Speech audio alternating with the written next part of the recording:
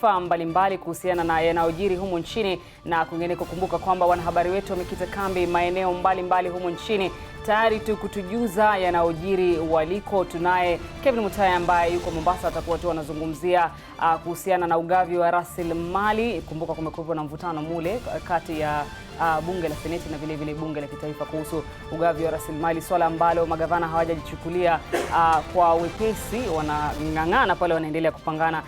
Na mbali na hayo, mtazamaji, kumbuka kwamba kuna tume maalum ambayo inaendelea na vikao vyake kuhusiana na kuchunguza madai ya ufisadi dhidi ya jaji wa mahakama ya upeo Jackton Ojwang. Ni kikao cha kipekee ambacho wanahabari na vile vile umma hawakubali kuruhusiwa, lakini kukujuza tu kwamba kikao hicho kinaendelea kuhusiana na madai hayo. Mbali na hayo basi, mgomo wa hudumu wa teksi za kidijitali hizi za Uber, Taxify na vile vile Little Cab umeingia siku ya pili. Wanalalamikia kuhusu marupurupu duni ikilinganishwa na kazi wanayoifanya. Tunaye Melita Oletenges ambaye atakuwa anazungumza na sisi moja kwa moja kule Nyeri kuhusiana na masuala mengine, na vile vile Bridget Ngana. Lakini sasa mwelekezi wangu atatueleza tutaanza na nani kwa sasa.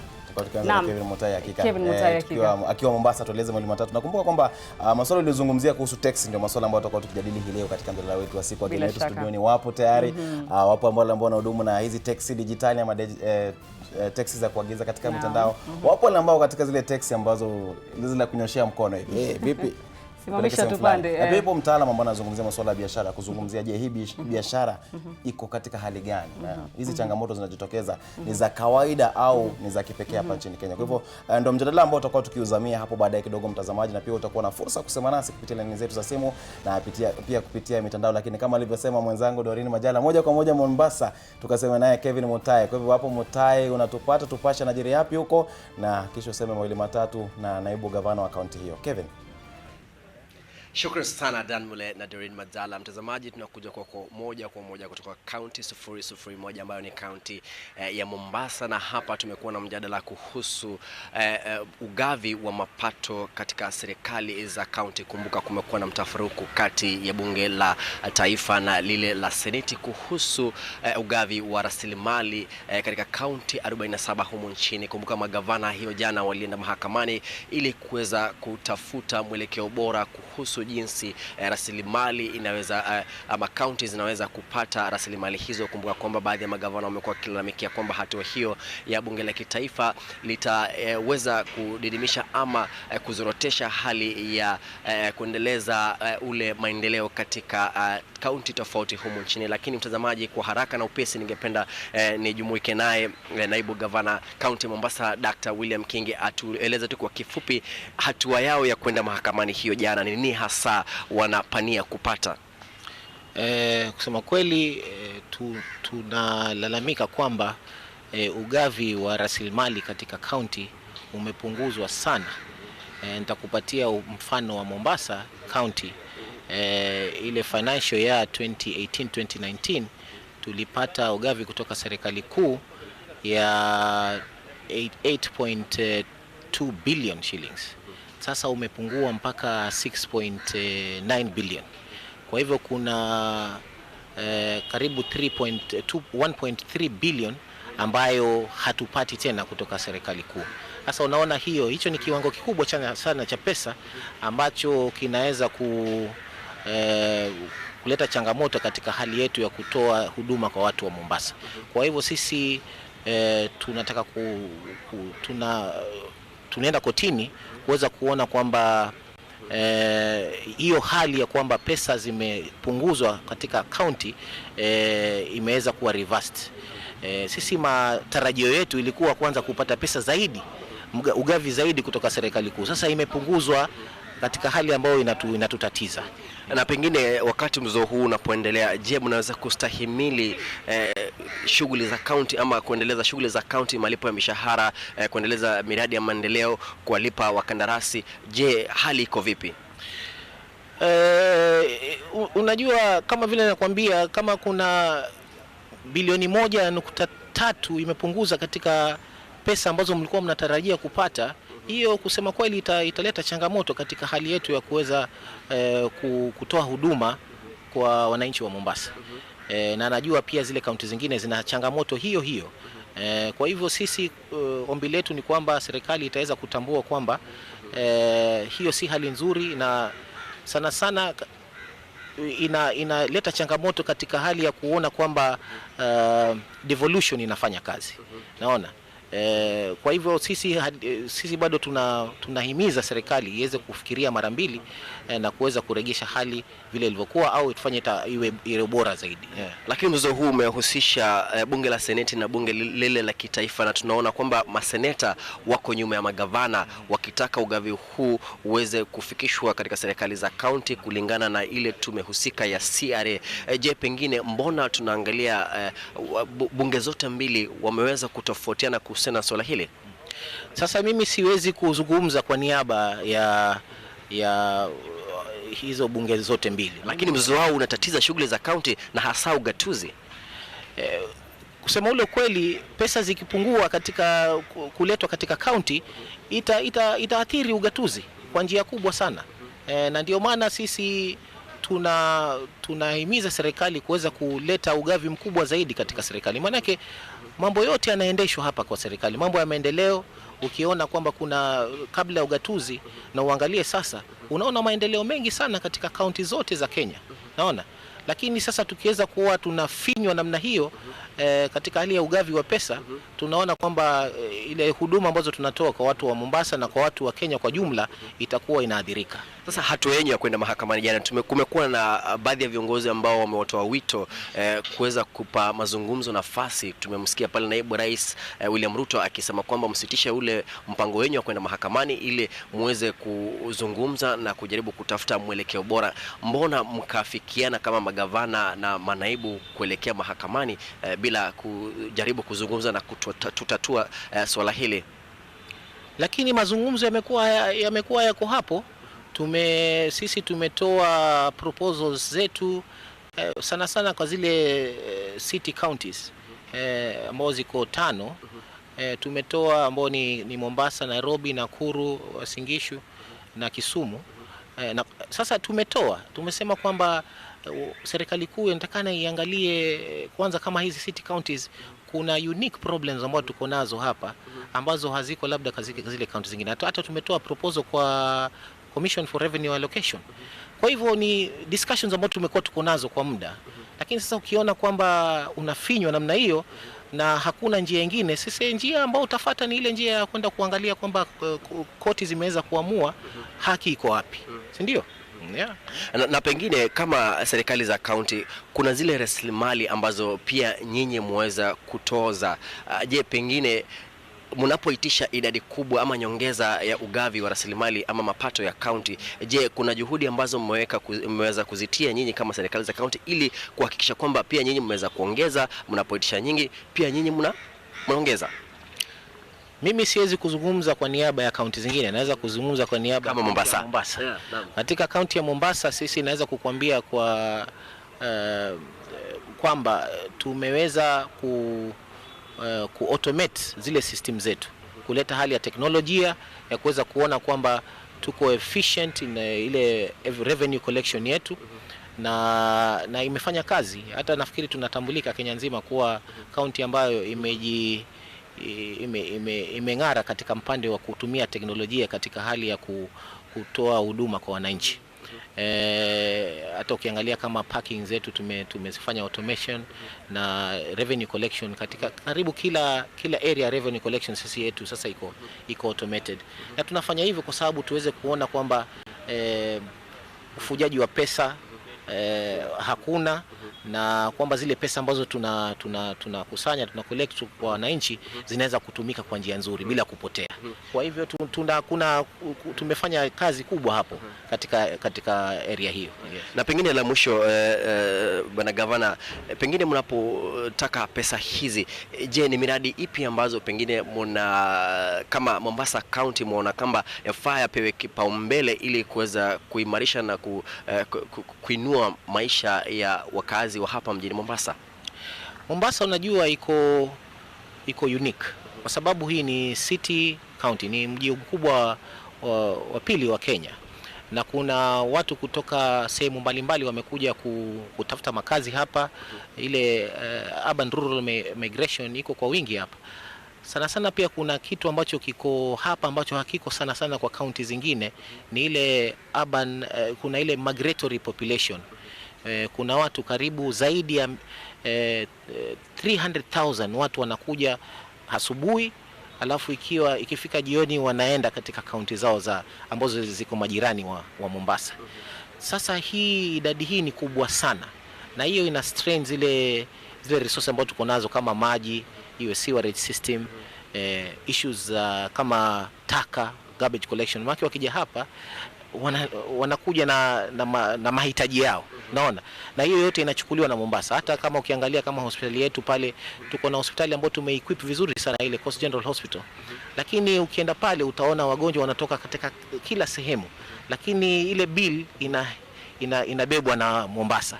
Kwa hivyo ndio tulikuwa tunasema sisi hii Commission for Revenue Allocation, kama sisi city counties tuweze kuangalia kwamba ile formula imeingiza mambo kama hayo, kwamba sisi ni city county, mahitaji yetu yako makubwa zaidi kuliko zile county zingine ambazo haziko na area kubwa ya mji. Yes, asante sana. Asante sana. Mtazamaji, huyu amekuwa naibu gavana serikali ya kaunti ya Mombasa, Dr. William Kingi, akiweza tu kutupa maoni yake kuhusiana na ule mzozo unaoendelea kuhusu ugavi wa rasilimali ama mapato ya kaunti, akisema kwamba hatua hiyo ya bunge la kitaifa kususia kupitisha ule mswada ambao ulifikishwa bungeni kuhusu ugavi wa rasilimali, akisema kwamba hatua hiyo itaweza kuzorotesha ama kusambaratisha hali ya utendakazi na kuendeleza miradi za maendeleo katika kaunti. Lakini kwa sasa mtazamaji, ningependa kurudisha kwa wenzangu kule studioni Nairobi ili waweze kukupa taarifa zaidi kutoka maeneo tofauti humu nchini. Na asante sana Kevin Mutahi, hakika tumepata kusikia vigezo na mikakati inayochukuliwa kushughulikia mtafaruku uliopo katika kaunti hiyo ya Mombasa. Tuende wapi sasa? Na mtazamaji, tunaelekea kaunti ya Nyeri ambapo mwanahabari wetu Melita Oletengez yupo pale, anazungumza na vijana kuhusu shutuma kwa vijana kuhusiana na hofu ya kuzuka kwa kundi haramu la Mungiki pale katika kaunti ya Nyeri. Vijana wanalalamikia kwamba wanalaumiwa ama polisi wanawashuku kwamba wanahusika na Mungiki. Melita Oletengez, hebu tueleze tu kwa haraka, vijana wanasema nini, na je, kuna ukweli kuhusiana na hili? Naam, shukran mwenzangu Dorin. Zimepita wiki mbili tangu kamishna wa kaunti hii David Kipkemei kutamka hadharani na kusema kuwa kundi haramu la Mungiki limeibuka upya, na sasa vijana hapa wanalalamika kuwa wananyanyaswa katika msako unaendeshwa na polisi katika maeneo tofauti mjini Nyeri, ambapo kamishna huyo wa kaunti alikuwa ameelezea kuwa kuna baadhi ya vijana ambao wanajihusisha na shughuli hizi na baadhi ya vijana ambao wamejiunga na kundi hilo ambalo linaibuka upya. Lakini bila kupoteza muda Dorin, ningependa kuungana naye mwakilishi wa vijana hawa apate kutueleza zaidi, pengine malalamishi yenu yanatokana na nini haswa? Kwa majina naitwa Karidhi Wamboi, mmoja kati ya viongozi hapa Nyeri County wa vijana, na tumesimama hapa leo kukashifu na kukemea unyanyasaji wa vijana hapa Nyeri, haswa na polisi ambao wamekuwa wakishika vijana bila nini yoyote. Na ndio tumesimama hapa tunasema, kabla ya polisi washike hao vijana ambao wanatumiwa na wanasiasa kuenda kuharibu mikutano alafu wanawaita Mungiki, tunasema kabla vijana washikwe, tunahimiza polisi kwanza washike hao wanasiasa ambao wanachochea vijana, ambao wanalipa vijana kuharibu mikutano ya wengine. Sisi tunasema kama vijana hatuna shida yoyote na polisi, hatuna shida yoyote na watu wa usalama. Chenye tunasema ni tupewe heshima yetu kama vijana, waache kutunyanyasa, waache tuishi hapa Nyeri juu sisi pia tuko na haki yetu kama vijana. Waache kutunyanyasa, wanashika vijana wanawaweka ndani, na hakuna kijana hata yeyote kufikia sasa amepelekwa kotini kwamba yeye ni Mungiki, kwamba yeye ameshikwa akifanya uhalifu wowote. Tunasema kama kuna shida yoyote, kila mtu abebe msalaba wake. Isikuwe vijana wote watabembeshwa mzigo ambao sio wao. Na ndio tunahimiza viongozi haswa wale wako hapa Nyeri, tukianzia na gavana, alafu tuende waheshimiwa wabunge, wakuje washikane, wawache kunyanyasa vijana, watueleze ile maneno sisi wenyewe tunaweza fanya, tuingie kwa biashara, tuingie kwa kilimo, talanta na vile vitu zingine zote zenye zinaweza saidia vijana kuendelea mbele. Na ndio tunasema wawache na wawache, na tunawaambia wawache kutumia vijana kuchochea kuvuruga mikutano ya wanasiasa wengine, alafu baadaye sisi tunashikwa. Na kama wanataka kuendelea, walete watoto wao hapo mwanzoni, waweke kwa mstari wa mbele, ndio kama mawe inarushwa watoto wao wakuwe wa kwanza, wao ndio wanarusha. Sisi tumesema tumekataa viongozi kuendelea kukashifu kuchochea vijana, kusabaratisha usalama na kuchochea vurugu na kupiga watu na mawe. Hiyo tunakataa, na tunasema sisi tunataka tupewe heshima, na hiyo tu ikiendelea hivyo sisi tutafurahi na Nyeri tutasonga mbele. Na tuseme wale watu wanasikia ati Nyeri kuna Mungiki. Hakuna Mungiki hapa. Ile inaendelea ni vita ya kisiasa, ile inaendelea ni watu wanachocheana, na sisi tuko na usalama, na vijana wetu hata wakienda huko tunataka wapate kazi kama wale vijana wengine. Tusikuwe ati tunawekwa kando ikisemekana sisi ni Mungiki. Sisi ni watu wapenda usalama, tumesoma, na sisi wenyewe ndio tunasema usalama, sisi wenyewe tutashikana na watu wa usalama, tukae chini ndio tuweze kuweka mikakati inayostahili, tusaidie vijana, sisi wenyewe tuweze kusonga mbele sisi wote. Asante sana. Shukran sana Doreen. Umeweza kusikia kutoka kwake Karidhi Wambui ambaye ni mwakilishi wa vijana katika kaunti hii ya Nyeri. Nakumbuka kwamba matamshi ya kamishna wa kaunti David Kipkemei yalikuja tu siku chache baada ya kutokea vurugu katika mkutano mmoja ambao ulikuwa umeandaliwa na waziri wa kilimo Mwangi Kiunjuri, alimradi katika kuzindua mradi mmoja wa maji katika eneo la Maro, lakini mkutano huo uliingiwa na vurugu baada ya vijana kuingia katika mkutano huo na kuvuruga mkutano huo. Na kauli hiyo yake ya kamishna wa kaunti bila shaka imesababisha uoga katika maeneo tofauti hapa mjini Nyeri, huku vijana sasa wakitokea kulalamika wakisema kuwa wanakamatwa katika msako, huku wakihisi kuwa wanalengwa na maafisa wa polisi kwa jambo ambalo hawajatekeleza. Na imekuwa ni jambo ambalo bila shaka pia limezungumziwa na viongozi hapa mjini Nyeri. Mbunge wa hapa Nyeri mjini Ngunjiri wa Mbogo vile vile akijitokeza kukanusha madai ya kuwa na kundi hilo haramu la Mungiki hapa katika kaunti hii. Na hivyo pia gavana wa kaunti ya Nyeri ambaye ni Mutai Kaiga wakati mmoja akasikika akisema kuwa atamuunga mkono kamishna wa kaunti katika kupambana na kundi hili haramu ambalo linasemekana kuibuka upya. Lakini Doreen, cha kushangaza ni kwamba kufikia sasa bado hatujapata kufahamu kuhusu visa vyovyote vile vya mauaji au visa ambavyo vimehusisha kundi hilo haramu, lakini bado viongozi wa usalama wanashikilia kuwa kundi hilo limeibuka, lakini viongozi wa kisiasa wako katikati wakisema kuwa, wengi wakisema kuwa kundi hilo limeibuka na wengine wakisema kuwa kundi hilo haramu halipo. Ni hayo tu kutoka kaunti ya Nyeri, kwako Doreen Majala.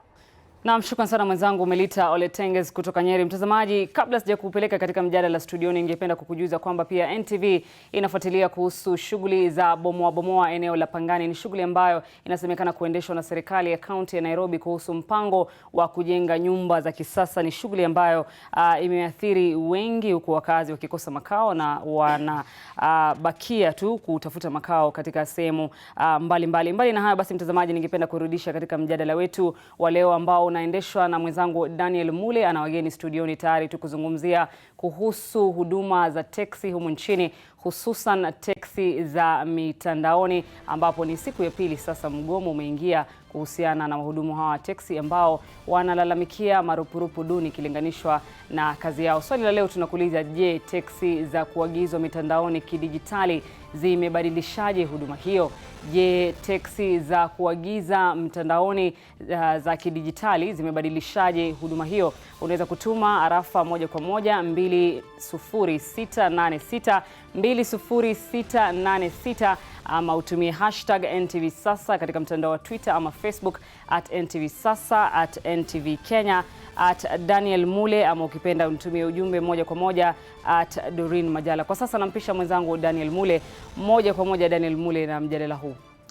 Naam, asante sana Doreen Majala, hakika kitangulizi mwafaka kwa mada yetu ya siku, kuangazia masuala yao kuhusiana na uchukuzi na masuala ambayo yanaambatana na uchukuzi ambao unahusisha teksi hapa nchini. Wakati ambapo mgomo huu unaingia siku yake ya pili, tulikuwa tukizungumzia mengi. Tunajua kwamba madereva hawa ambao wanaendesha wanahudumu katika teksi hizi ambazo zinaagizwa katika mitandao na wamekongamana pale katika uwanja wa Uhuru Park, wengine wako katika makao makuu ya NTSA ambapo wanafanya kikao, huku wakijiandaa kutembea hadi katika afisi za Wizara ya Uchukuzi kuwasilisha malalamishi ambayo yanatoka kutokana na masuala ambayo yanahusiana na marupurupu na fedha ambazo wanafaa kuwa wakizipata. Wanahisi kwamba hawajakuwa wakipata marupurupu yanayostahili. Utakumbuka kwamba mwaka jana walikuwa na mgomo mwingine wakati kama huu, na masuala hayo yakaweza kuwekwa katika mkataba wa makubaliano, na ndio ambao wanasema kwamba haujatimizwa. Na hapa studio ningependa kuwatambulisha, nitaanza upande huu. Mwisho kabisa ni Patrick Ogola ambaye ni mwenyekiti wa wahudumu wa taxi kule Westlands, lakini anahudumu na zile taxi ambazo hazitumii mifumo hii ya dijitali.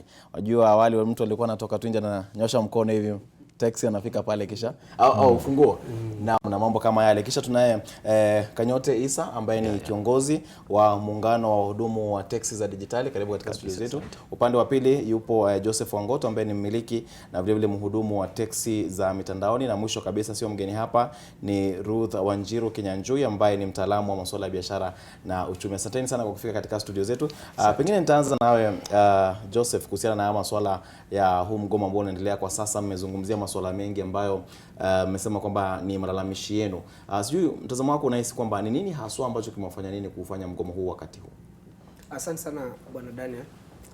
Sisi mgomo huu ulioanza jana, sisi tunalalamikia mambo kadhaa wa kadha ambao tuliongelelea mwaka jana kuhusu memorandum of understanding that we put in place na our digital taxing companies and which they never followed. So sisi tunaendelea kuweza kutekelezewa zile mbinu ambazo tuliwekezana pamoja na kukubaliana, but ila badala ya kuzitengeza waliziharibu, kwa sababu wakati huo tulikuwa fare was better, ilikuwa kiwango ya shilingi 35, but kwa sasa ni shilingi 20 na shilingi 16 per kilomita. So bado wanaendelea kutunyanyasa. Mbali na hayo bado tuko na poor working conditions na mambo mengine ambao pia tunaomba yazingatiwe. Na wanasema kwamba kile kiwango cha fedha ambacho mlikuwa mnapata ndicho kimepungua kwa mwendo wa kilomita moja, kile kiwango kimepungua, na hilo ndilo swala kuu. Ndio. Na pengine tupate kusikia Kanyote naye anasemaje. Pengine kuna kitu ambacho hajataja ambacho ni mojawapo ya masuala makuu. Naam. Asante. The same thing anasema, actually poor working conditions, tumepoteza madereva wengi, na hiyo bei pia huwezi break even kama mwanabiashara kama unafanya hiyo kazi ya taxi at the moment. So basically tutaomba serikali inaweza tusikize, itupatie regulations, at least the industry ikuwa at par with other, what do you call this? Mataifa mengine. Yeah, exactly. Yeah. Kwa hivyo unahisi kwamba kuna masuala ambayo hayazingatiwi inavyostahili hapa na serikali ya Kenya? Hazingatiwi kabisa. Tumejaribu kuongea na hizo makampuni tuone kama wanaweza tuelewa, tujue kama tunaweza elewana, kwa sababu hata tumeindulge quite a long time. So now our focus is on the government and NTV, these institutions ambazo zinaweza tusaidia kama Wakenya. Yeah. Lakini unajua tutasema kwamba mtu akiingia katika ile mifumo tayari anajua vigezo vyao, anajua kwamba umejiunga nasi, exactly. Na sisi utaratibu wetu kwa hivi na hivi. Sisi tulianza mapema hii biashara. Wakati at least bei ilikuwa fair to all of us. But right now at the moment tunabeba 16 shillings per kilometer. Like now if you request a cab from, let's say, here to the airport, itakupatia 540 shillings. Katika hiyo pesa kuna 25% ambao wanafaa watoe. Kwa hivyo 25%, na kuna pesa bado unalipia kule airport kama shilingi 100. So you end up getting like 280 shillings. Sasa unatoa mtu a distance of 15 kilometers all the way and you're getting 280 shillings. Na si lazima ukifika kule upate return ya kurudi. Unaweza rudi bila mteja. Unaweza rudi bila mteja, na ni mafuta umechoma. So you can imagine the traffic and everything. 280 shillings ndio umepata out of what you've done 540 shillings. So it's not fair at all. Kwa hivyo unahisi pengine iwapo itakuwa ile 10% ambao mnapendekeza mambo itakuwa nafuu kiasi? Actually right now ile tunaomba ni serikali tupatie regulations. Kwa sababu tumejaribu kuongea na hizi kampuni tumeshindwa. So tunaona njia mwafaka tunaweza fuata ni ya serikali kutusaidia. Ndio maana tunafuata. Kampuni ni za kigeni, serikali itafanyaje sasa? Sasa serikali regulate the industry. Naam. Yeah. That is what we want. Lakini mngependekeza 10% iwapo wataamua ama hata chini ya hiyo? Yeah, tungependa hiyo, tumejaribu. So the only way is serikali kuturegulate. Naam, tungependa kusikia zaidi tukiendelea kusonga mbele. Patrick, pengine kwa mtazamo wako, hii vuta ni kuvuta iliyopo kwa sasa madereva na wale wamiliki wa zile kampuni ambao wanatokea mataifa ya nje, una mtazamo gani? Wewe unaona vipi? Nyinyi mmekuwa hapa kwa hii biashara kwa muda, mmekuwa mkitazama, mmesalia na zile taxi ambazo mtumii mifumo ya kidijitali kuagiza. Una mtazamo gani wewe, una maoni gani? Okay, asante sana Radan. We as a local taxi operators, kuna jina lingine tunatumia kama Karura, We have no problem with migrating from analog to digital. We have no problem with that because it's a development. But the only issue we have is the rates. The rates are very bad. And just really taking our guys. Kwa hivyo unahisi kwamba kilio chao kina mashiko ama kina msingi? Mnahisi kwamba wana sababu ya kulalamika wao? Okay, initially wana sababu ya kulalamika because wakati mambo ilianza tulikuwa na Taxify before Uber. We had Taxify and Taxify were charging 90 shillings per kilometer. We didn't have problem with them and we were doing business. It was almost flat rate and we were doing business very well. Hakukuwa na shida yote. The problem came when Uber came in. Then they came and slashed sababu ya ushindani sasa. Sababu ya ushindani sasa. Kakuja ka slash those rates completely. So most of our guys, you know, our guys wako na magari zile mzee and they are old guys, and when this thing comes in, okay, we have to change from analog to digital, but it takes some time because of the rates. We could not cope with those rates. That's why we are still having our places, because, you know, traditional taxis we used to be given taxi rank. Naam. Asante kwa hayo. Pengine tutakupatia fursa useme zaidi. Pengine Ruth, nayo ukiangazia masuala, umesikia kama mtaalamu wa masuala haya, umesikia wafanyabiashara wakilalamika kwamba ada ambazo wanalipwa ama marupurupu ambao wanapata hayafai ni kidogo. Sio, mtazamo wako ni gani? Unahisi kwamba wana sababu ya kulalamika ama biashara iko hivyo, ukishajiunga katika biashara ya mtu ufanye anavyotaka yeye? Kuna shida. Kwa sababu wanasema ndume wawili wakipigana nyasi ndio umia. Na tunaona hapa nyasi inateta ikisema imeumia. Na nitakwambia Dan Mule, juzi nilikuwa nikiangalia kiwango cha World Economic Forum. Na kulikuwa na one of the African leader alikuwa kiongea hapo, anasema alikuja Nairobi juzi na akatembea na one of the digital taxis na akalipishwa 200. He is a global leader. Na akasema akakuwa patabda, akataka kujua kwa nini ama ni marupurupu yapi ama ngapi na wafikia. Na kwa surprise yake aliona actually these multinationals, niliangalia rates za San Francisco, which is the world global hub, IT hub ya. Ukiangalia rates zenye wanacharge huko ni the same rates wanacharge even in the developing countries where wanafanya investments. So hakuna venye wanaweza to charge and watu compare na some of these global hubs hizi kubwa. So ni kumaanisha wanatu hizo cuts zao ni kubwa sana. 25% is a big cut, yeah. Alafu ukiangalia at what expense, ni nani yako na expense? Unaona the reason madereva wanateta ni kwa sababu wanaumia. Niliona kwa hiyo clip ya World Economic Forum walikuwa wakisema ati dereva watatu wanachukua nanga, wana rent a small room na wanafanya kazi up to 18 hours for them to be able to break even. At 18th hours, I'm sure you'll be going ukigonga pole hapa na pale because hata uoni. Alafu jana peke yake ndio tulikuwa tukiongea na rafiki yangu, gari yake lilikuwa limegongwa. Alikuwa kienda nyumbani karibu saa 5 ya usiku akifunga mwaka because of the deadlines.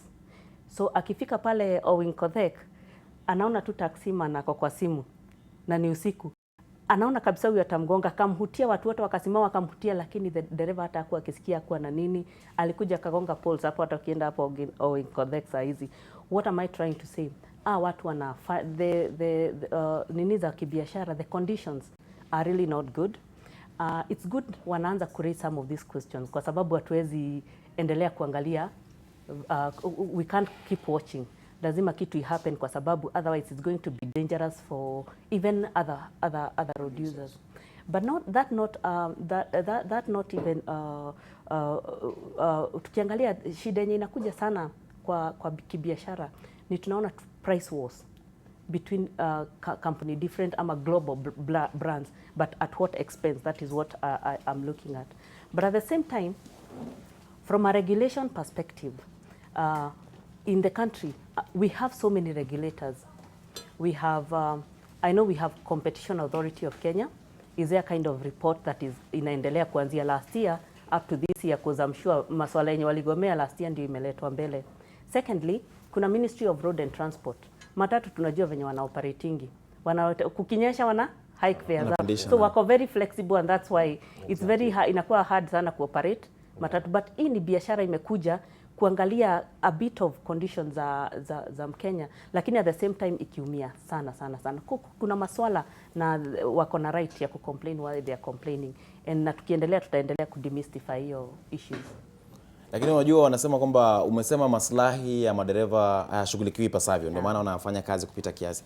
Lakini haudhani kwamba kuna kampuni nyingi tu, ungesema mtu angejiunga na nyingine akisi haina huduma nzuri ajiunge na nyingine? Wanafaa kugoma, hata pengine wasiongejiunga na nyingine ambao wanahisi kwamba ina maslahi mazuri kwa mtazamo wako? Actually, ukiangalia wengi ni members wa Uber, ni members wa Taxify, hata saa zingine Little Cab. But unaangalia for you to be able to break even inakuwa ngumu sana because the rates are more or less the same. That notwithstanding, tukiangalia the current operations zenye wanafanyia watu wa Uber saa hizi, first, gari labda ni mtu amenunua gari ya loan, si ndio? Hiyo ni kwanza. Secondly, driver ni hired, kwa hivyo iko minimum cost ako supposed to meet, aweze kulipa mwenye gari na aweze kujilipa.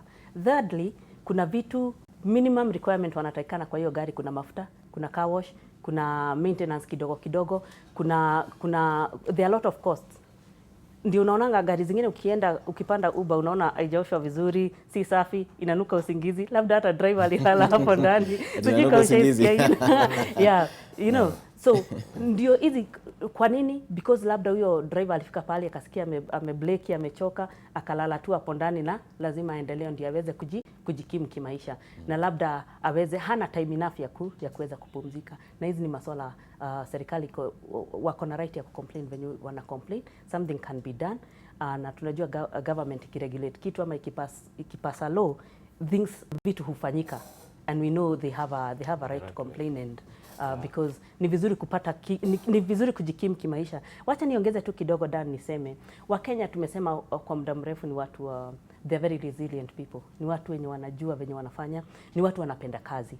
And one thing we can see kama hii issue ya hii area ya transport ya these taxis, many young people, watu wengi wachanga wameemployiwa in some of in these businesses. So it's something going with the budget that imepasiwa juzi, tunaona wana support micro economic, you know, and hizo biashara ndogo, na the reason why government iko supposed kuingilia kati na ifanye kitu ni kwa sababu hawa biashara wadogo ndio wataikimu hata ile deficit ya budget Kenya iko supposed kufund.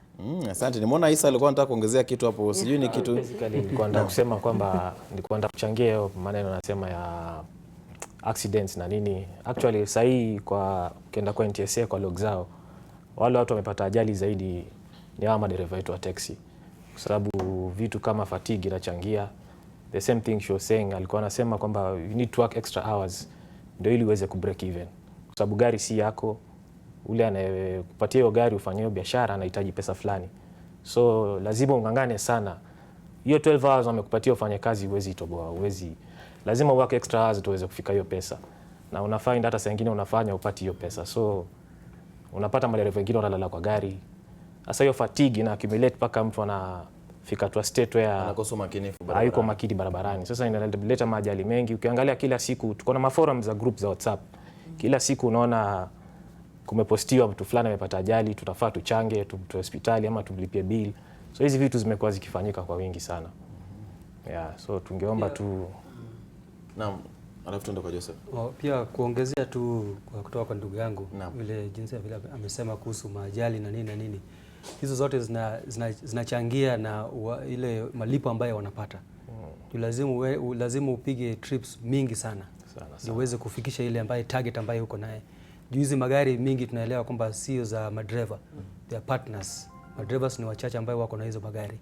Na pia vile pia sisi tulipigwa vita sana juu kama sisi watu ya Karura, watu wa kuinua kifunguu juu, tulipigwa vita sana na hiyo mambo ya app.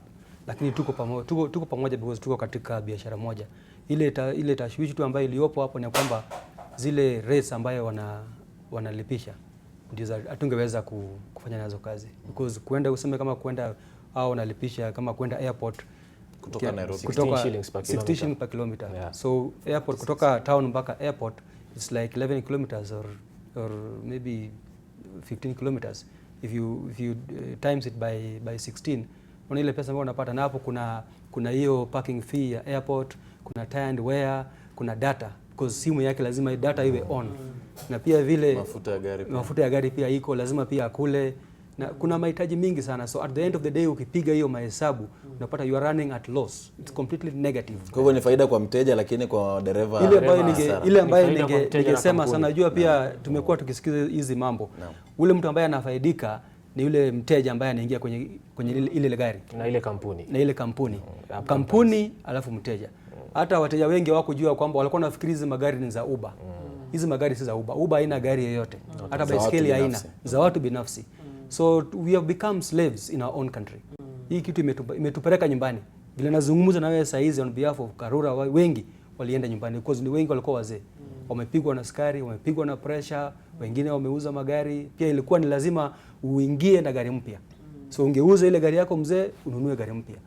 Na uweze kuchukua loan. Ukichukua loan utalipaje hii gari ukilipwa shilingi 16 kwa kilomita moja? Utalipaje? Ni vigumu.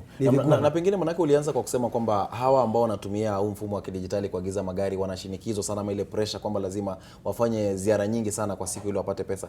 Nyinyi ambao mnahudumu kwa hizi taxi nyingine, mna shinikizo kama ile kwamba lazima ufanye safari fulani ili upate kiwango fulani, ama nyinyi mko katika soko? Kusema kweli Dan, hata nikirudisha nyuma kidogo. Taxi ilikuwa ya matajiri. Mtu wa matatu alikuwa amezoea kupanda matatu na ako comfortable na matatu. Taxi ilikuwa ya matajiri. Saizi ukiangalia saizi hii digitali, taxi imekuwa ni ya watoto, ya wanafunzi. They even misuse the drivers. Vile tunajua, lakini sisi kama conventional taxi hatuna pressure hiyo. Because mimi nikisikizana na wewe ndakupeleka airport na 2000 ni 2000. Whether kunyesha au kusinyesha, whether kuna jam ama kuna jam, mimi ndakulipisha 1000 ngapi? 2000. Sina pressure ati ningoje hiyo kitu ilie ama nini. Sina pressure. Hatuna pressure kabisa. Ni ile tu hiyo lazima tunaomba serikali iingilie kati. Though tunajua ile msimu unasema kwamba willing buyer willing seller, but the government must come in to save its people. Lazima serikali ije isaidie watu wake. Asante. Joseph, ulikuwa unataka kusema kitu? Nikitaka kuongezea ambapo mambo ya taxi za Karura, pia fare yao ilipunguka kwa sababu customer akienda ku request, akienda kuuliza yule jamaa ni shilingi ngapi kwenda airport, anaangalia kwa app kwanza, kwa sababu inakupa upfront price. Inakwambia kwenda airport itakuwa 1500. So akienda kule jamaa wa Karura atamwambia utachukua 1200. Then sasa wana negotiate from that point. But sasa kwetu sisi ile kitu ambao tungechangia zaidi na tupate, tungeomba tuende ile njia Rwanda ambao walienda. In Rwanda, what they do, the government have regulated the same way they did for fuel pricing here in Kenya. Kwa sababu wakati ule BP, wakati wa Total, kila kampuni ilikuwa na bei yake. Lakini wakati ERC walipokuja, sasa bei inachangiwa na serikali. Serikali ndio ina decide mtacharge pesa ngapi kwa kila lita ya mafuta. Na sisi sasa tunaomba kama ni serikali, kama ni our Karura people, na sisi Karura mostly wao charge between 55 and 45 shillings per kilometer. Hata sisi tungeomba iwe ratified by the government na tuwe na regulation for digital taxi regulation authority whereby they can decide kama Rwanda hakuna chini ya shilingi 30 kwa kila trip. In South Africa it's per dollar, so it's 100 shillings per kilometer. So ni hapa Kenya tu ambapo soko ni huru, serikali haina chochote. Pengine tusaidie kuelewa, Joseph, tusaidie kidogo kuelewa. Mtu ambaye anafanya kazi na gari ambalo pengine si gari lake, pengine kwa hizi iwe ni Uber Taxify ama iwe ni gani, gari ambalo si lako. Kwa kawaida unahitajika kuwa umefanya kazi kupata pesa kama ngapi kwa siku? Unafaa kupata kwa kiwango cha shilingi 6000 kwa siku. Hizo ni like 20 trips whereby you have 12 hours ambapo app imekupatia.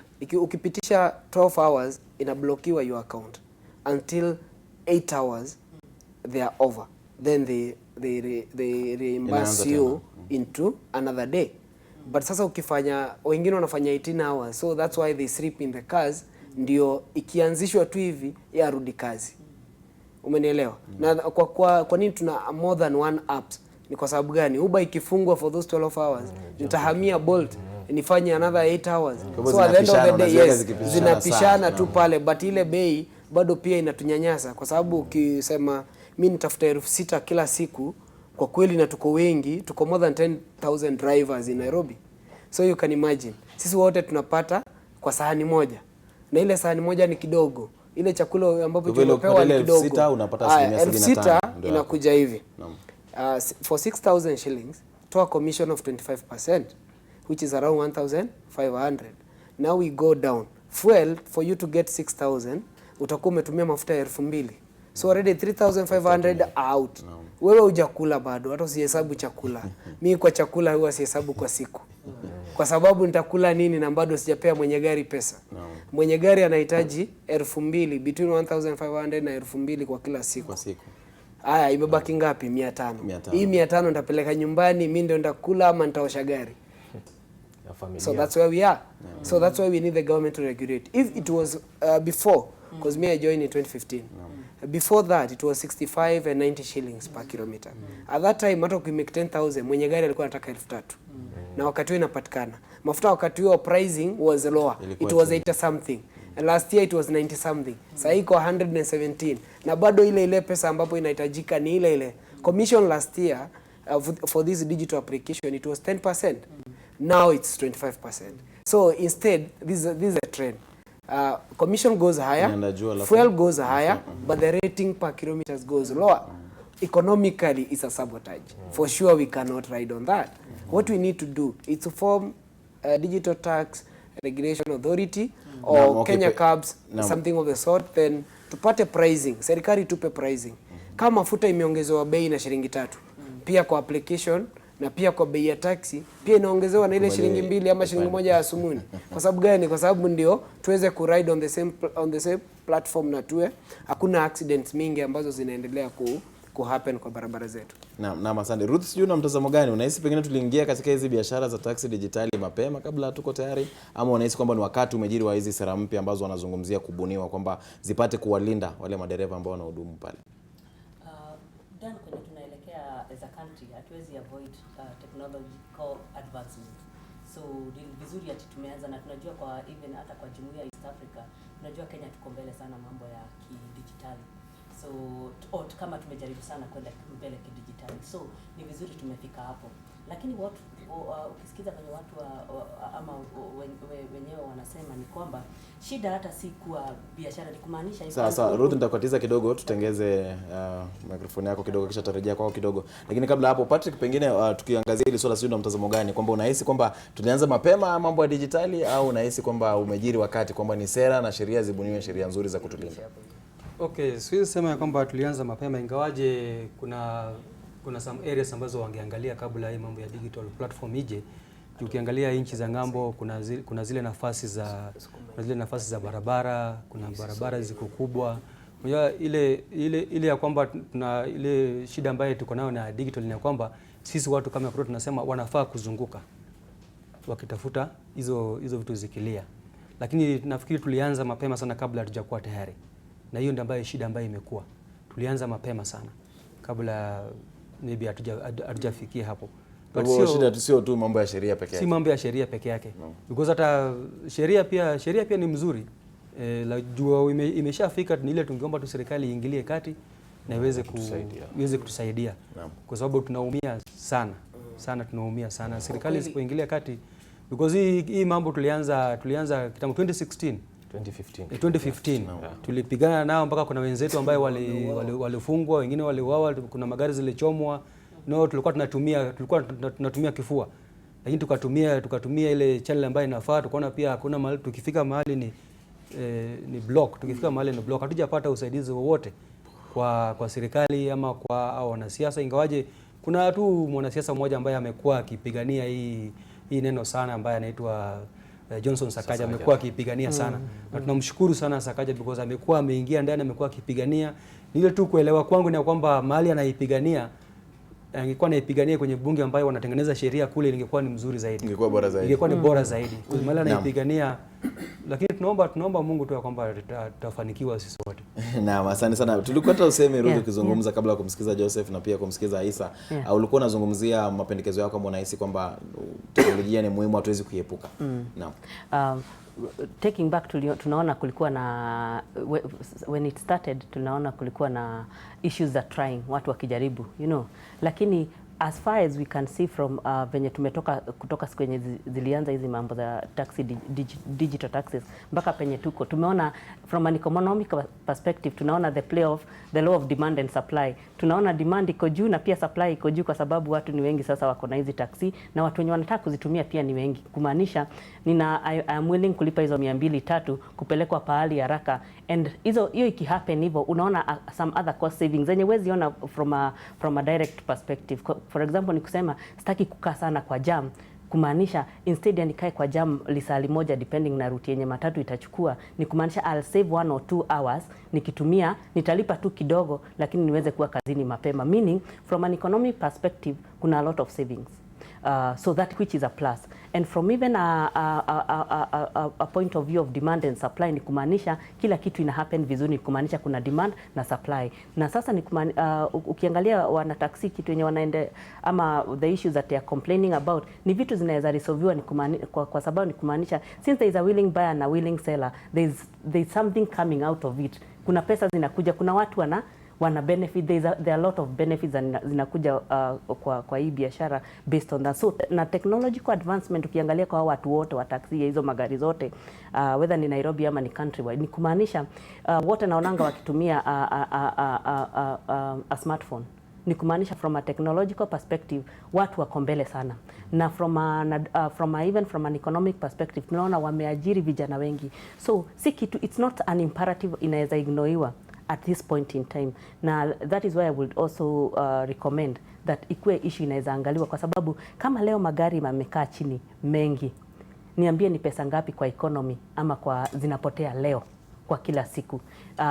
Kitu kingine wanaweza angalia from a gap perspective, wako Kenya iko willing from kwenye tumetoka, because tunajua tumekuwa it's like a kind of a economic recession from around mid last year to around the month of May. Sasa hizi ndio economy inaanza kukaa kama inaanza kushika kidogo, na are we ready to lose even a coin going forward? So hiyo ni kitu kingine government inaweza angalia, na kwa sababu nahisi tukisalia katika hali tulio tutapoteza pesa nyingi sana. Kuna pesa mingi zitapotea. Ni mabiashara mangapi leo done. Najua mimi nimefanyia kampuni before when I was in employment, when wana rely specifically digital platforms za kuwapeleka hapa na pale, you know how many saizi wanafanya nini, even negotiation na kuanza kutafuta magari ama kuambia employee wao wa use magari zao ama pooling car.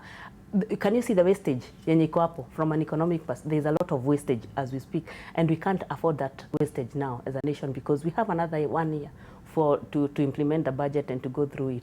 So, and also since we are coming from a kind of a dip, we all know that, yeah, we cannot afford, we need people to be empowered na watu waweze kuendelea mbele, so that is very important. Asante kwa hilo sana. Tunajua kwamba tutakuwa tukienda kule NTV kusikia wanasema nini, maana yake Fatuma Bugu anaendelea kufuatilia. Baadaye kidogo tutakuwa tukijiunga nao tusikie wanasemaje wale ambao wamefika kule kuwasilisha malalamishi yao katika kikao ambacho kinaendelea. Lakini kabla hapo Joseph, tukiangalia nyinyi mmegoma kwa sasa na kuna wale ambao wanaendelea kuhudumu mitandao bado au wahudumu wa taxi za digitali, kampuni tofauti ambazo ziko katika mgomo. Mwezi kwamba mnapoteza, mnahisi kwamba athari ya mgomo inahisiwa kabisa ama ni kidogo tu?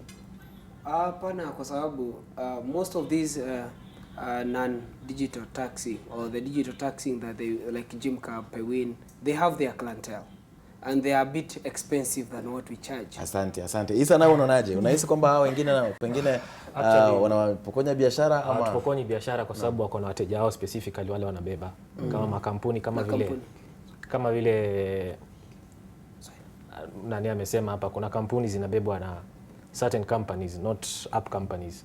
So kama hizo Jimcar, let me not name names. Hizo kampuni zimekuwa zikibeba for the longest time ever, wamekuwa kufanya biashara hivyo. So hao bado kuna wateja wengine huku kando wa digitali ambao wamezoea kubebwa na digitali. Hao sasa the ones wa safari. But ningependa pia kusema jambo lingine. Ni kwamba pengine nikatize kidogo tutarudi kwako tumsikie Fatuma Bugu. Okay. Na mtazamaji, moja kwa moja tutaenda katika uwanja wa Uhuru Park ambapo wamekongamana baadhi ya viongozi na wahudumu wa taxi zinazoagizwa kupitia mitandaoni, kampuni ambazo zinashiriki katika mgomo. Fatuma Bugu, hebu tupashe ni yapi ambao yanajiri kwa sasa, walioenda NTSA washarejea kueleza kauli za majadiliano yao ama amefikia wapi kufikia sasa? Fatuma. Asante sana Dan Mule. Hapa katika uwanja wa Uhuru Park niko na leo kama imeingia siku ya pili tangu madereva walioko katika muungano wa Digital Taxi Forum ambao walianzisha mgomo wao hapo jana wakilalamikia kutotekelezwa kwa matakwa yao kulingana na mkataba walioweka saini mwaka 2017. Na leo wanataka kuteuka changamoto zao ambazo wamekuwa wakipitia kutoka miaka hiyo. Wanadai kwamba hakuna nyongeza yoyote ya pesa ama ada wanazostahili kuwatuza wateja wao katika barabara, na hii imekuwa ni hali tofauti ukilinganisha na maeneo mengine kama vile Mombasa ambazo ada zao ziko juu kushinda huku jijini Nairobi. Na hapa kando yangu niko na baadhi ya madereva ambao watatuelezea kwanza mkataba huu ulikuwa unahusu nini na pia ni changamoto gani ambazo wamekuwa wakipitia. Tuelezee kwanza kwa majina yako, alafu tuelezee mkataba huu ulioweka saini mwaka 2017 ulikuwa unahusu nini? Na mimi kwa majina naitwa Wycliffe Altalala na mimi ndio katibu mkuu wa huu muungano wa Digital Taxi Forum. Na huu muungano ndio ulioweka sahihi hii mkataba kati ya serikali, sisi na wenye kampuni za apps. Na huu mkataba nikurekebishe tu, ulisainiwa mwaka jana 2018 tarehe 7 mwezi wa 7. Na huu mkataba ulikuwa na vipengele 4. Kipengele cha kwanza ilikuwa kwamba kutoka hiyo siku ambayo tuliandika huu mkataba, kampuni zote zilikuwa zinahitajika kuongeza bei yao kulingana na rates za AA. AA ndio Automobile Association of Kenya. Hilo ndio shirika ambalo linapeana bei ya usafiri katika Kenya kwa serikali na hata kwa wafanyabiashara wa kibinafsi. Vile unavyojua, wabunge wa Kenya wanalipwa mileage kwa kiwango cha shilingi 109 per kilometer. Hiyo kiwango ya 109 per kilometer imewekwa na AA of Kenya. So katika mkataba wetu sisi tulisema sisi kama madereva hatuwezi weka bei, na pia hatutaki mwenye kampuni aweke bei. Tuwekewe bei na shirika ambalo serikali inatambua, na ndio tukaweka kwamba bei iwekwe na AA. Na kumekuwa na malalamishi kwamba hamuhusishwi katika utekelezaji wa sheria wa mikataba ambayo inawekwa na kampuni hizi. Je, ni ukweli? Ni ukweli kabisa. Sisi kama wenye magari na madereva hatuhusishwi katika uamuzi wote wa hizi kampuni. Hizi kampuni katika mkataba zao wanasema kwamba sisi ni independent contractors. Na jinsi hii kazi inafanyika ni kwamba hizi kampuni ziko na app. Hazina gari moja hata gari moja hapa Kenya. Hizi gari ni zetu, sisi ndio tunaendesha, sisi ndio tunajilipa mshahara na bado tunawalipa commission. Lakini wao wanapofanya uamuzi hawatuhusishi. Kwa mfano swala la bei. Unaamka tu asubuhi wamekuandikia email kuanzia next week bei ni shilingi 10 kwa kilomita. Unasikia commission, wao wanasema commission ni 25%. Hakuna mahali tulikaa chini tukaelewana kwamba commission itakuwa 25% ama 15%. Na hata wewe vile unavyojua, hata Mungu mwenyewe aliyeumba hii dunia anachukua 10% kama tithe. Hizi kampuni zinachukua 25% na tukubaliana. So kile tunasema ni kwamba tunapoenda kwa serikali, because hii mgomo ambayo tuko nao saa hizi, hatuendi kwa mlango ya kampuni yote. Tunaenda kwa mlango ya serikali. Tunataka mambo mawili. Jambo la kwanza, bei ya hizi kampuni lazima iwe kulingana na kiwango cha AA vile tuliandikishana kwa mkataba. Jambo la pili, hizi commission ziko juu sana. Tunasema kwamba kila kampuni iwe na standard commission ambayo haitapita 10%. Hiyo ni jambo la pili. Na jambo la tatu, shida ambayo tuko nayo katika industry pia, hizi kampuni zinachukua magari usiku na mchana. So tunasema kwamba lazima tuwe na utaratibu wa kuingiza magari kwa hizi kampuni. Na ndio maana tunasema kama hizi kampuni haziwezi kuwa control kuhusu kuingiza magari, lazima tuwe na muungano sisi kama wenye magari. Vile watu wa matatu wako na SACCOS. Na hata sisi pia kama sheria inaweza tengenezwa kwamba kabla hujaweka gari kwa hizi mitandao iwe katika muungano fulani, so that isiwe leo magari 100 yameingia, kesho 100 na wateja ni wale wale. Naam, asante sana, na ningependa mmoja wenu pia atuelezee kwanza, kumekuwa na visa vya kutokuwa na uaminifu kwa madereva wa Taxify, Uber na kadhalika na nyinginezo, na huu wa kutokuwa na uaminifu umechangiwa na kitu gani? Je, ni hizi changamoto ambazo mnapitia ama ni kitu gani ambacho kimechangia zaidi kutokuwa na uaminifu? Indiscipline ile ambayo inapatikana kama hivi sasa, most of the drivers are very desperate juu ya hizi bei. So unakuta hata ukisahau kitu kama simu ama change, unakuwa na wale wajeuli wanakuambia nitakurudishia change. Ukweli ni ati hiyo change hautaipata juu itarudia pale. Juu unakuta ile trip kama ni kwenda pale Eastleigh ama ni kwenda pale town, unalipishiwa 160. For example, kutoka hapa hadi Westgate 160 shillings. Alafu unipatie 200 nikurudishie 40 bob. Mtu mwingine ana ujeuli yake anafikiria hiyo siwezi. Na kuongea ukweli, ukiangalia kama ni haki, si poa. Dereva umempeleka hadi huko Westlands 160, bado watu watoe pesa yao hapo, utoe bado mafuta, utoe bundles, bado uoshe gari. Ndio unakuta kuna mambo ya uharifu, vitu kama hizo, customers na clients kupigana, drivers na client kupigana, ni juu ya hiyo maneno. Na mkitoka hapa mlikuwa mnaelekea katika jumba la NTSA, ni ujumbe gani ambao mko nao kwao? Sisi tunawaambia tumegoma for many times. Tumekuwa kwa hii mgomo tena na tena. Tumeenda pale wametupatia false promises zenye hawaja implement mpaka saa hizi. Sisi tunataka majibu na not to negotiate anything. We want answers. Na to buy time, hatuwezi kuambiwa ati goja siku 3, goja siku 2. Tunataka immediate action. Hakuna kitu kingine tunaongelea. Tumepatia almost a year tukingoja, hatugoji tena. Hatuna time ya kungoja. Na mlikuwa mnataka kitu gani kifanywe? Kama matakwa yenu hayatotimizwa, ni kitu gani mtafanya? Mtaendelea na mgomo ama ni nini mtakachofanya? Sasa hata ni kazi gani tunafanya? Sisi hatuko ready kurudi kazi whatsoever.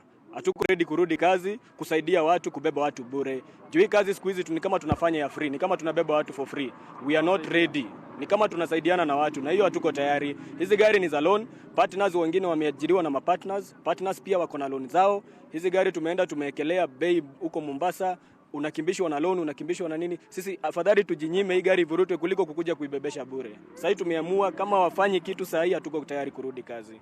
Hebu tueleze, kumekuwa na kwamba licha changamoto ambazo nyinyi mnapitia, bado kuna madereva wangali wanaajiriwa na kampuni hizi. Hebu tueleze ni kwa nini? Ni kutokujua kwamba kuna changamoto ama ni kitu gani ambacho kiko katika kampuni hizi ambazo watu hawajui? Kama unavyojua, nchi yetu iko na ukosefu wa kazi. And naweza kuambia hii kazi watu wengi hata wale wanaingia sahi, wale wageni, ni mtu anatolewa na huko mashambani anakuja hapa. Most of the online drivers ambao unawapata saa hizi ni watu wageni wameandikwa juzi tu. Unakuta hata mtu ajui Nairobi. Juu amepigiwa simu akaambiwa Nairobi kuna kazi. Yeye akikuja hapa kama alikuwa analima mabuti 2 anapata 200. Anakuja hapa anaambiwa atabeba watu 50 apate 200 jioni. Yeye ajari. Juu kitu ya kwanza gari sio yake. Akienda garage gari sio yake. Hakuna hasara ako nayo. Naam, asante sana. Kama ulivyosikia, sasa wanaitaka serikali iingilie kati iweze kudhibiti kampuni hizi ambazo wanadai kwamba zinamilikiwa na kampuni za kutoka nje ya Kenya. Na kwa sasa ni hayo tu, tutaweza kufuatilia watakapokuwa wanaelekea katika jumba la NTSA, tujue ni kipi kitakachojiri baada ya hapo, na kwa sasa nitarudi kwako studio. Asante sana Fatima Bugu, tunashukuru kwa hayo mawili matatu ambayo tumeyapata kutoka hapo kwa madereva hao na wahudumu hao wa taxi zinazoagizwa kupitia mfumo dijitali. Endelea kufuatilia atakayojiri kule NTSA na pia katika Wizara ya Uchukuzi, na tutakuwa tukileta haya kwako mtazamaji hapo baadaye kidogo. Mwasikia madereva na wasimamizi wakisimama kidete kwamba mgomo wao utaendelea hapa studioni. Wahudumu waliopo wanafurahia sana. Joseph, naona ukifurahia sana ukisikia akisema mgomo hauishi. Ndio, lazima ufurahie kwa sababu unajua watu wangu on the ground bado wako sawa. Wanashikilia msimamo kama viongozi. Wameshikilia dhabiti. Na mtazamaji, tukienda mapumzikoni kidogo, kisha tukirejea wageni wangu studioni pamoja nami tutakuwa tukiendelea na mjadala wetu kuhusiana na swala hili la mgomo huo na pia hali na maslahi ya madereva ambao wanahudumu katika taksi hizi ambazo zinahudumu kupitia kama kuagizwa kupitia kwa njia dijitali.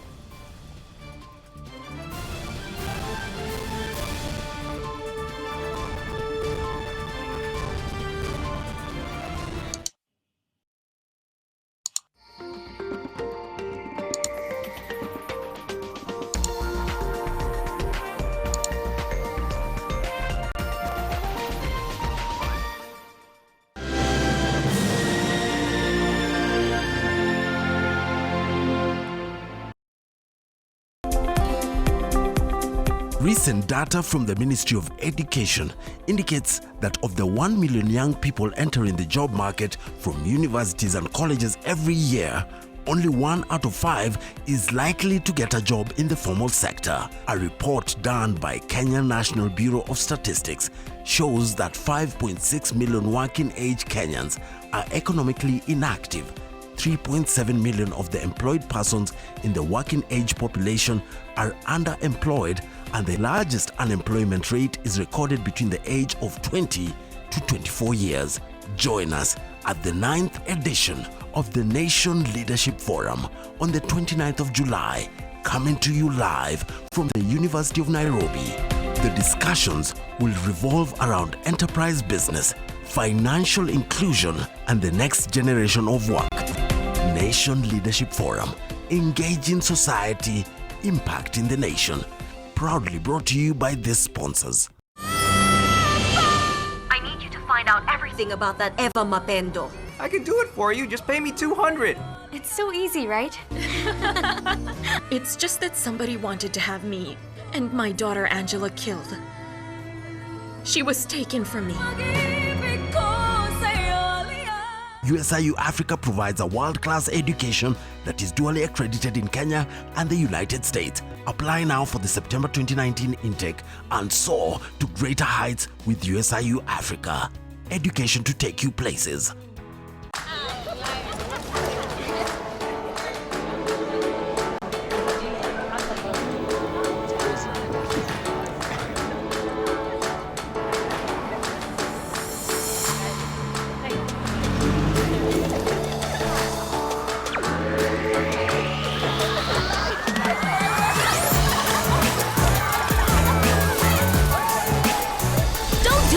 Crazy without your friends. Drink Fanta. Tastes fun.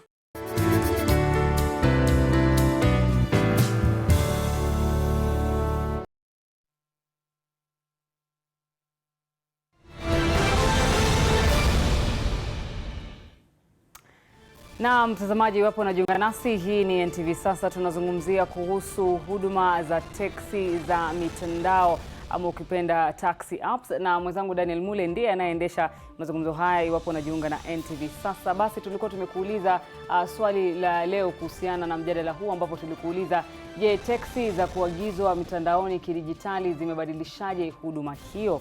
Na hapa tunaye Ronald Gakuo anasema, mbona hao madereva wasibuni app yao? Nani alisema lazima mtumie hizo za kutoka nje ya nchi?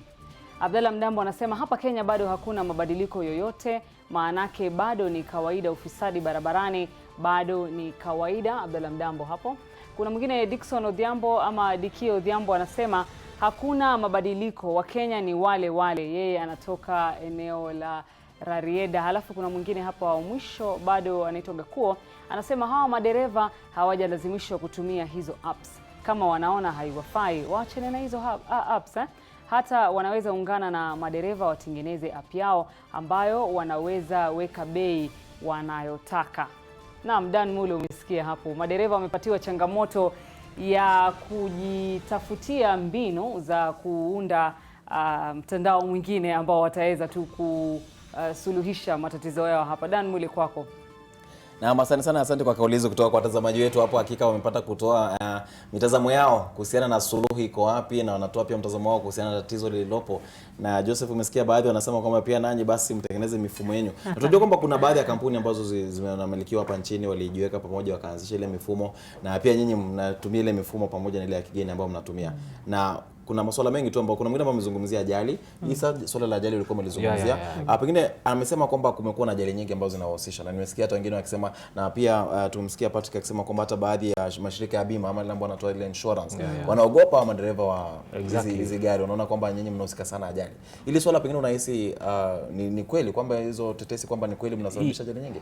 Hii yote it all comes back to ile bei ya watu wanalipisha madereva wa hizi digital app. So kama unafanya kazi for long hours, of course kama uko kwa barabara kwa muda mrefu, ile concentration yako ya barabara inaenda ikipungua kwa sababu uchovu ni jambo kubwa sana linachangia kwa mambo ya ajali. Kama juzi kuna dereva hapo mahali mimi natoka alipata ajali, alikuwa amefanya kazi 24 hours. So wakati alikuwa anarudi nyumbani alilala kidogo tu hivi na akaingia kwenye mtaro na miguu yote miwili ikavunjika. So tumemchangia na hizi vitu zimekuwa zikifanyika.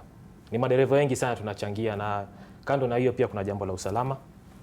Tumepoteza madereva 42. Wengine wamefariki kwa sababu ya diseases, but some of them wameuliwa. So unapata hizi app companies hazisisitizi na jambo la usalama upande wa maabiria, wateja. Wateja. Mtu anaagiza kisha akawa kwamba alikuwa ni jambazi na exactly. hakuwa ametoa maelezo ya kutosha kumpata. Hakutoa maelezo ya kutosha. It's very easy ku register na app, kwa sababu sisi wanatutisha mambo mengi. Lazima uko na good conduct, picha yako. Kabla hiyo walikuwa wanatufanyia vetting, walikuwa na specific company ilikuwa inatufanyia sisi vetting. So lazima ufike pale uonekane, unafanywa vetting, unachukuliwa vidole. So ukifanya jambo lolote hao ni rahisi sana kukufikia. Lakini upande wa customer hiyo jambo ni ngumu sana, kwa sababu unaweza kusajili hata jina sio lako.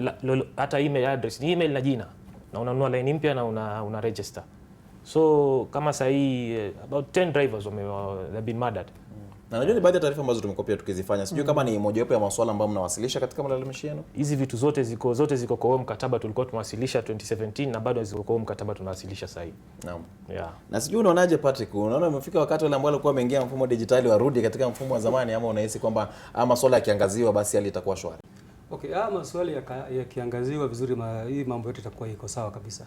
Sisi hatuna shida yote because lazima tutoke kwenye analog tuingie kwenye digital. Because kila kitu kwa wakati huu kila kitu ni digital. And we must go with the changes. Sisi hatuna shida yoyote. Ya kwamba tu vile nimekuelezea kwamba ile shida ambayo iliyoko na madereva ni kwamba kufanya kazi kwa muda mrefu. Ajali ni mingi. Unapata kwamba amepata ile request na ako kwenye highway. Anasahau ako kwenye highway, anajaribu kutafuta, anaangalia. Ako kwenye junction, anaangalia ile mtandao, mteja ako pande gani. Pia ndio kwa maana tunaomba kwamba serikali iingie kati.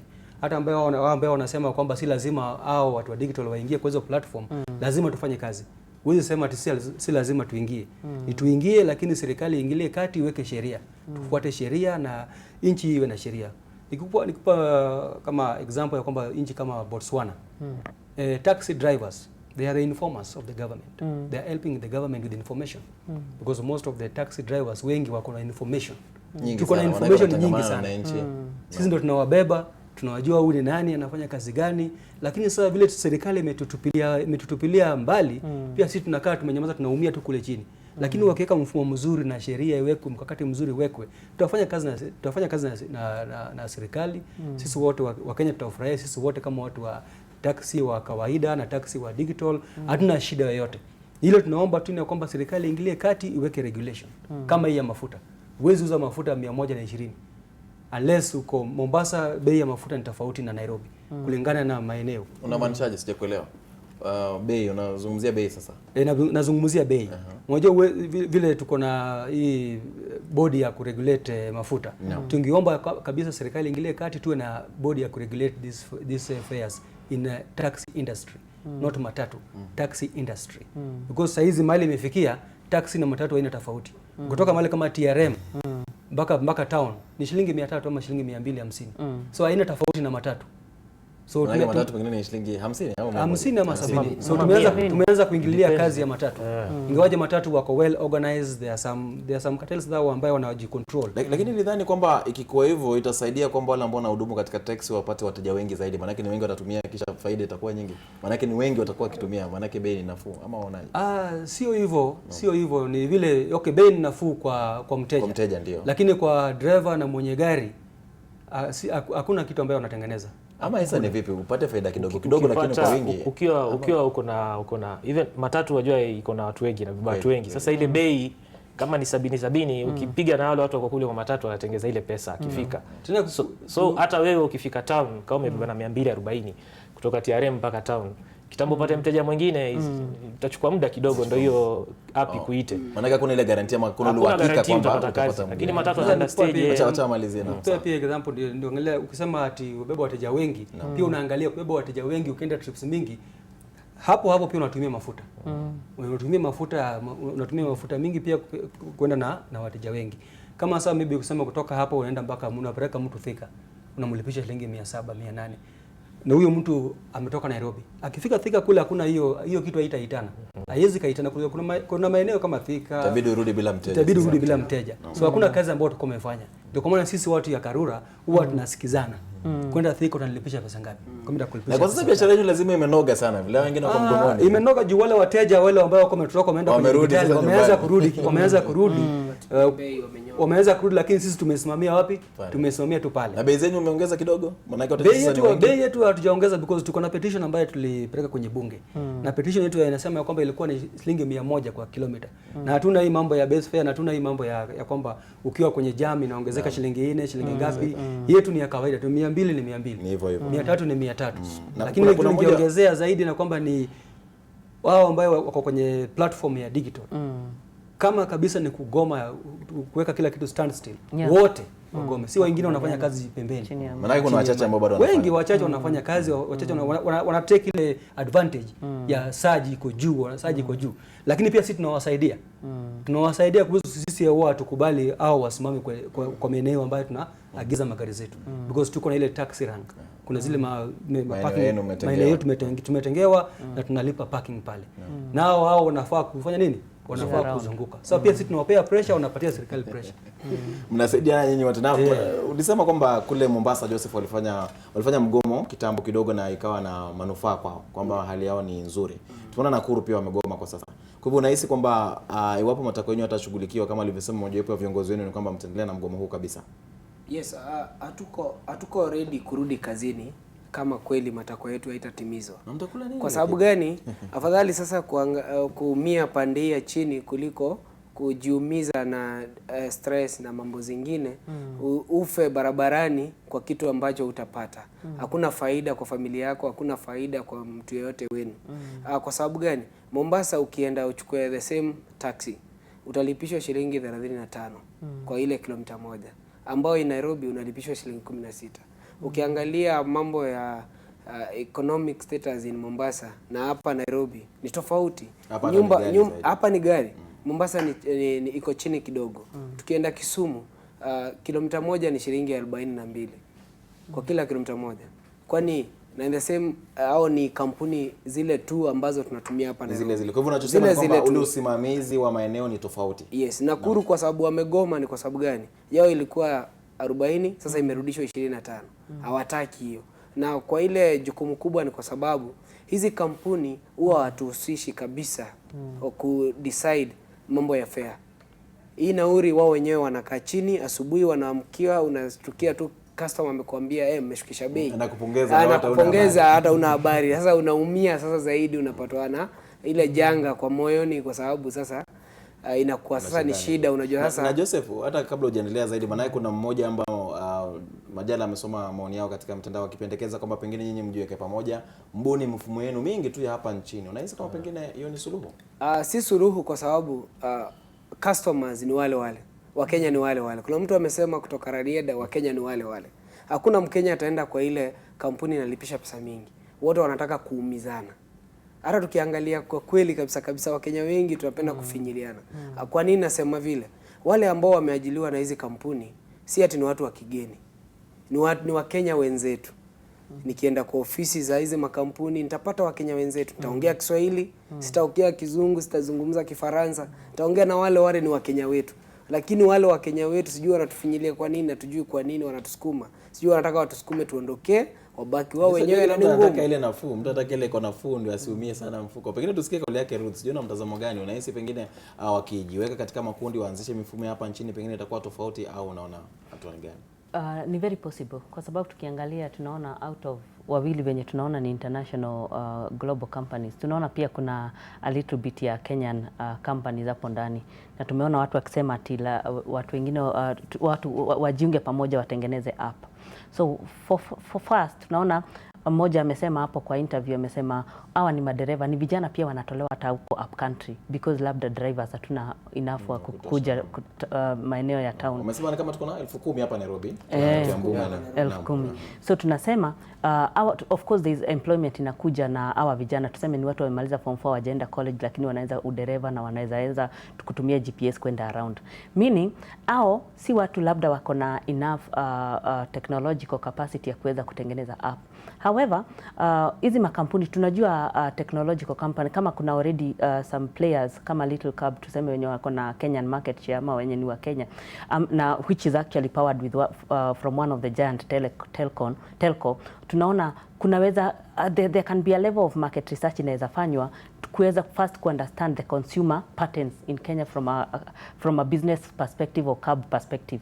Tukiunderstand hiyo wanaweza jua ni nini in terms of income patterns watu wanaweza afford what kind of money to be able to pay. Then from that perspective, kwa sababu what happens with international companies, wacha nikwambie Dan, tunaonanga pesa mingi zikiregeshwa to the mother company, meaning from a multinational perspective hizo pesa hata azitu benefit sana kama Kenyan because from a tax perspective labda tulipi ushuru wa kutosha, lakini tunaona from because these are the owners of capital, tuseme ni hao wako na capital, si kumaanisha ati wenye players hawana uwezo. Kitu yenye the only differentiator is capital, having capital to be able to ensure that resources the players of from an economic perspective zote zimeadresiwa, lakini tunaona sasa because of hiyo power of having capital ndio tunaona hao wengine wakifinyiliwa, lakini the reason why government should rethink the whole of this issue ni kwa sababu first venye wamekoma saizi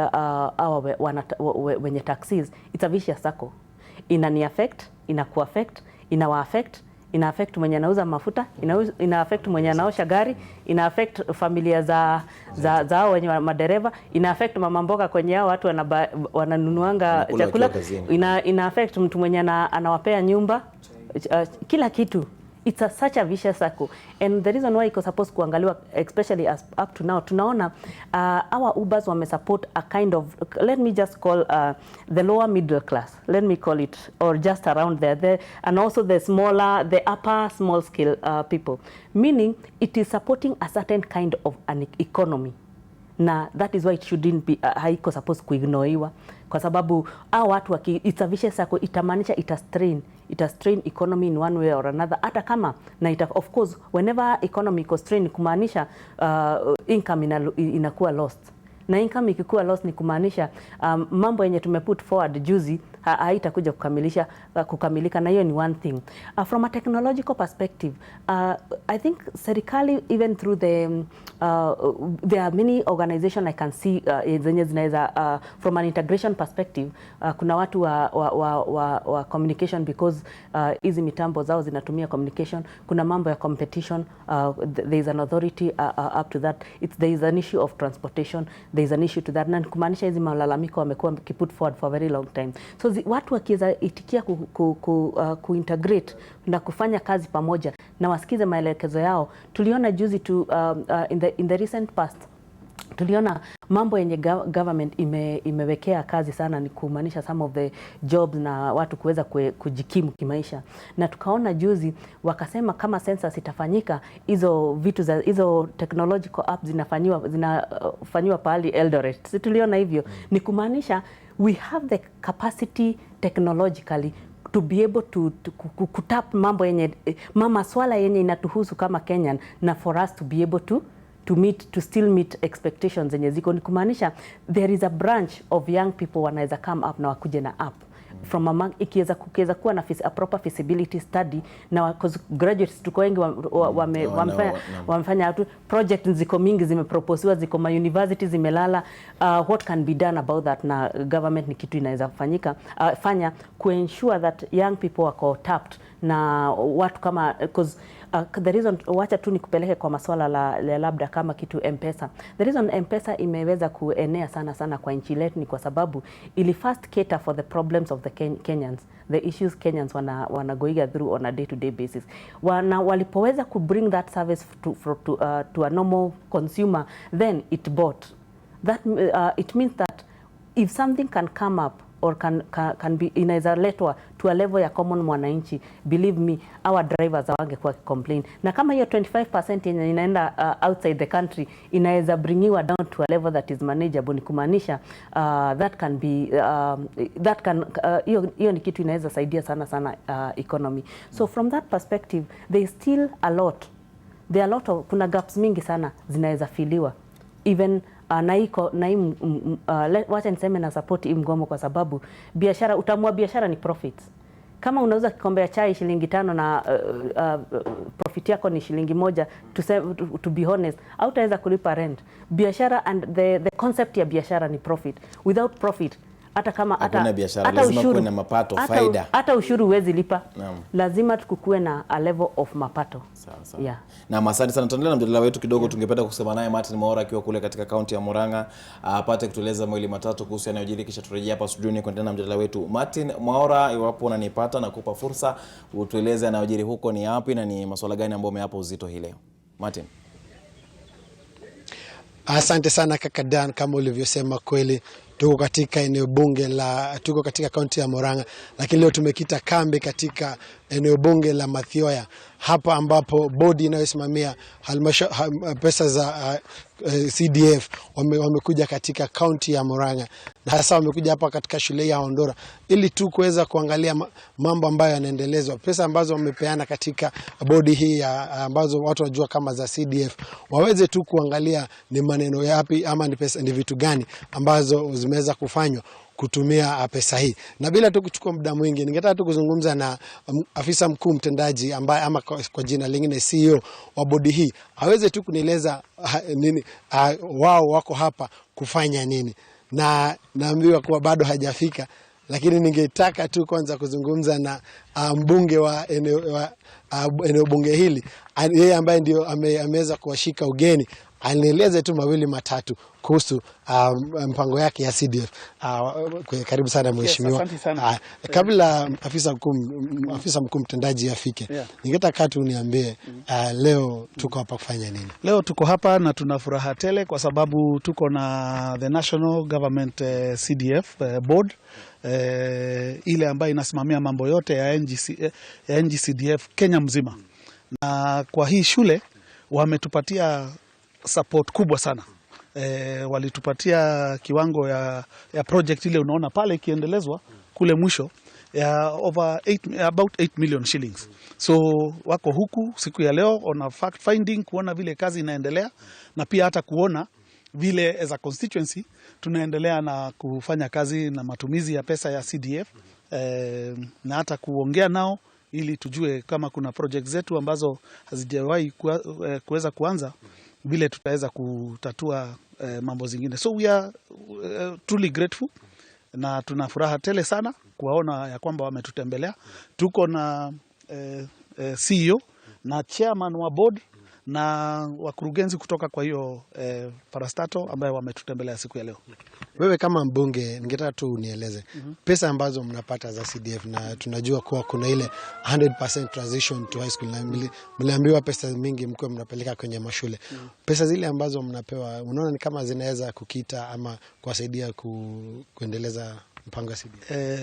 Niseme ya kwamba hiyo pesa, unajua NGCDF, na tukisema kwa ukweli, kama kuna kitu ambaye imesaidia mashule na constituencies zetu sana ni NGCDF, kuliko pesa zingine zote.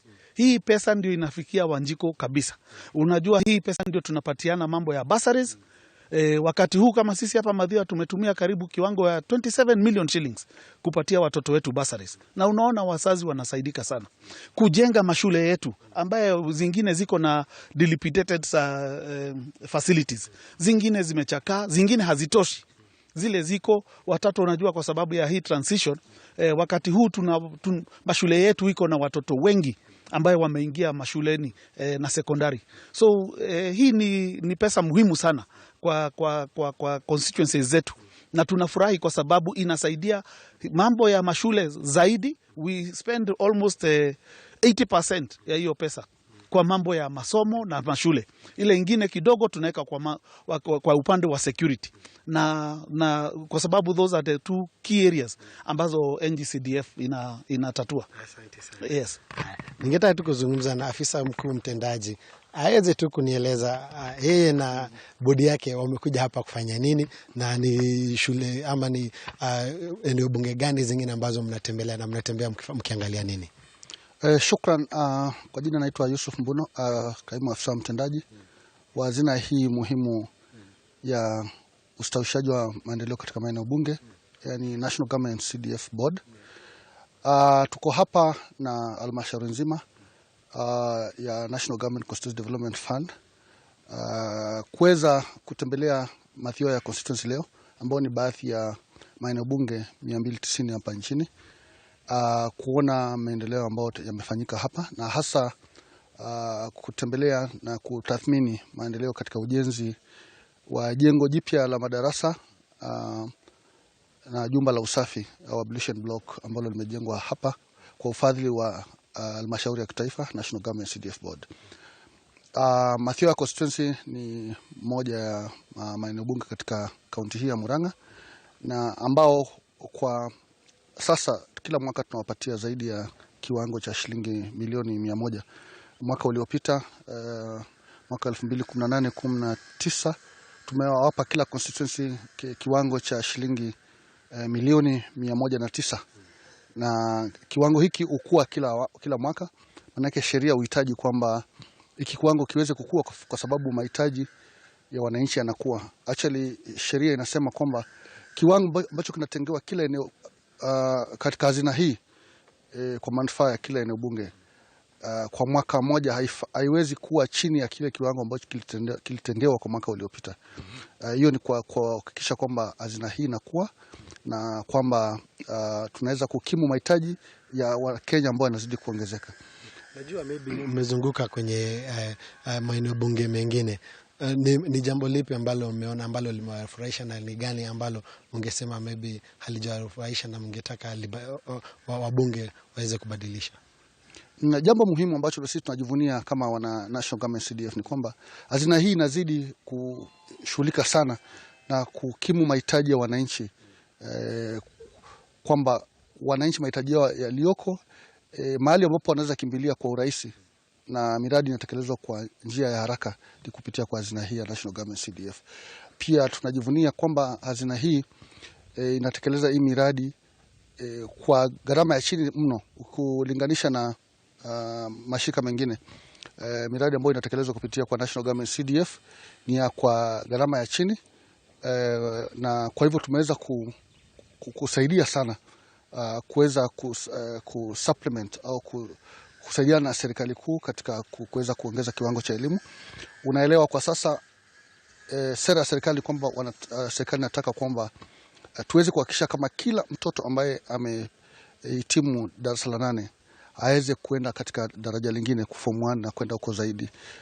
Na hiyo ni kitu ambacho serikali imejitolea lazima lifikiwe, na kwamba sisi katika kuhakikisha kwamba mashule yanapata miundo msingi inasaidia sana kuweza kufikia malengo haya ya serikali. Kwa mfano kila mwaka ukiangalia katika takwimu tulizonazo ni kwamba zaidi ya nafasi 157,157 tunaziongeza kupitia kwa hazina hii kila mwaka. Kwa mfano mwaka uliopita tulijenga madarasa 3,900 Kenya nzima. Hiyo ni kuonyesha kwamba hazina hii ni muhimu sana katika kuhakikisha kwamba malengo ya kuweza kuinua hali ya elimu nchini imefikiwa. Nashukuru sana, asante sana.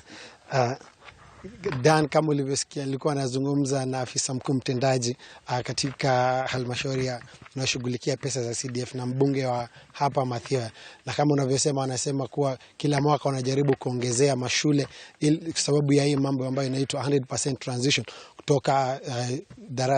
kutoka darasa la 8 kwenda shule ya upili, na kurudisha kwenye studio Dan. Na asante sana Mwaro ukiwa hapo Mathioya katika kaunti ya Murang'a kuangazia masuala ya fedha hizi ambazo zinatumika sana kuleta maendeleo katika maeneo bunge na maeneo mengine ambayo yanahitaji masuala tofauti ambayo yanahusiana na maendeleo. Hapo tukipata kueleza mawili matatu kuhusiana na mikakati iliyopo. Na hapa studioni mjadala wetu tunaendelea kuzungumzia masuala kuhusiana na mgomo wa wahudumu wa teksi ambazo waagizwa kupitia mifumo dijitali au katika mitandao. Na wageni wangu wamekuwa wakielezea masuala haya, na unajua tunaelekea kufikia mwisho. Pengine Joseph, kuna mmoja pale ambaye angependa kujiingiza ama kujihusisha katika biashara hii na uona mgomo kama huu, pengine unaweza mpa ushauri gani? Pengine ni biashara ambayo inalipa ama si dhubutu hata kidogo kuingia katika biashara hii? Kwa sasa singehimiza yeyote atujoin kwa sasa, kwa sababu ile fedha ama ile mapato ambayo tunapata sasa iko duni, haipo kama kitambo. Kitambo kila mtu mpaka watu wa ofisi walikuwa wanatamani kuingia, lakini kwa sasa tunarudi. Ukisema kama kitambo, pengine utupe mfano kwa siku, pengine kitambo ama awali ulikuwa unapata fedha ngapi kabla ya bei kuteremshwa, na kwa sasa mtu anapata kama bei ngapi, kiasi gani? Kama gari si lako, kama gari ni lao. Kama gari si langu nilikuwa napata around 1500 kwa siku. Kama faida. Kama faida. No. Lakini kama nishahitimiza mahitaji ya hiyo gari. Lakini kwa sasa napata 500 ama naenda bila pesa. So imekuwa ngumu. Majukumu yamekuwa mengi, mafuta yamepanda, economy wise kila kitu imekuwa mbaya. So hali ni nduni kabisa. Lakini kama kwa wale ambao tungeomba wenzetu ambao bado wako barabarani, ambao wana feel ni kama tutetei haki zao, wajue tunatetea kila haki ya kila dereva, kila partner. Kwa sababu gani? Kwa nini wanakataa kutujoin? Ni ile ya kusema they are minding their own business na kusema kila mtu alikuja kivyake. Lakini tunawaambia bei ikipandishwa, bei ikiongezewa kutoka shilingi 16 mpaka 45 ambao tunahimiza ama ambao tunapush, wote tutaongezewa. Tunafaika sisi wote, wale ambao walikuwa mgomo na wale ambao wako kwa mgomo. Pia kwa wale ambao wanabeba zile taxi za kitambo Karura, pia bei yao itarudi pale pale, kwa sababu wateja wengi waangalia bei kwa app ni anaenda kuuliza bei pande nyingine. So akiangalia akicompare aone ni gani ambayo itamcharge fare, anajaribu kukam na ile suruhu ya ile bei ambayo iko katikati, ambao atapigana na huyu na atapigana na huyu mwingine. Hivyo tu ndio ambao tunahimiza wale ambao wako kwa mgomo. It's so simple. Si lazima ukuje Uhuru Park. Kuzima tu application. Zima tu. Just switch off. Hiyo imetosha. Mgomo imeingia. Mgomo imeingia. Chakula itakuja. No problem. Sawa, asante mtazamaji, unaweza kusema nasi moja kwa moja kupitia nini za simu unazoziona katika kiwambo cha runinga yako, na tukiwa na muda hakika tutapata kupokea 2-3 kabla ya kuhitimisha makala yetu ya leo. Na pengine katika swala hilo Isa, pengine ningependa pia kusikia mtazamo wako, wale ambao wangependa kujiingiza katika biashara hii, pengine unaweza kumpa ushauri gani wewe mwenyewe ukilinganisha ile ambayo umeweza kupitia awali na katika bei za sasa? Unaweza kusema kwamba ile faida imeathirika kiasi gani, kisha umpe ushauri ile ambaye angependa kujiunga na biashara hii? Siwezi shauri mtu akuje kwa biashara ambao watu wanapoteza maisha yao, wanatoka wakiwa wagonjwa. So ningependa kuwahimiza wakae kule wanafanya kazi mpaka hii industry at least ikuwe sawa, tupate hizo regulations ambazo tunaomba kutoka kwa serikali. Then basi wanaweza tuunga, wajue vile biashara inaendelea na waweze kutengeza faida yao. Lakini kwa sasa hakuna kitu mtu anatengeza. Hata hiyo 500 anasema mimi huwa siioni. Ile pesa napata ni kulipa loan ile niko nayo. Wewe gari ni lako. Kwa awali ilikuwaje? Awali ulikuwa pengine unapata ilikuwa nafuu kidogo. Nilikuwa na gari lingine nikalipa loan nikamaliza nikachukua nyingine. Lakini sasa biashara ambayo inalipa inamaanisha hivi. Awali sio? Naam. Tumeongea kuhusu awali ilikuwa sawa. Faida ilikuwa nzuri. Ningepata 2000, 1500. Sasa hapo ungejigawanya, pesa hii ningefanya hii na hii ningefanya hii. Lakini kwa sasa hakuna kitu mtu anapata. So this is not an industry ambayo mtu unaweza advise mtu akuje afanye kazi hapa, kwa sababu not unless serikali tusaidie basi mambo yabadilike. Na hali iko hivyo katika kampuni zote, maana najua nyinyi mko katika kampuni nyingi tu hizo digitali hizo za kigeni, mbili Taxify na Uber ambazo zinahusika katika mgomo huu na kuna nyingine za hapa nchini. Pengine hali iko hivyo kwa zote ama ni tofauti? Sasa hii Bwana Muli, kuna 25 registered companies, app companies. The only companies watu wanajua ni Little Cabs, Uber na Taxify. Lakini kwa sasa kama watu wanasema tutengeze kampuni yetu, kuna Wakenya wengi sana wametengeza zao. There are 25 app companies. Most of them hizo 25 unaongea kuhusu ni za Wakenya. Lakini mpaka sasa hazija, kwa sababu hizi kampuni zingine ni kubwa sana. Uber is a big company, Taxify is a big company. Huwezi jitoa kule umetoka ukuje uanze kupigana nao. Wako na pesa na kile kitachukua muda sana. So hizi kampuni zote bei yao ni mbovu. Tunatoomba tu serikali tusaidie tu regulate. Hiyo ndo dawa.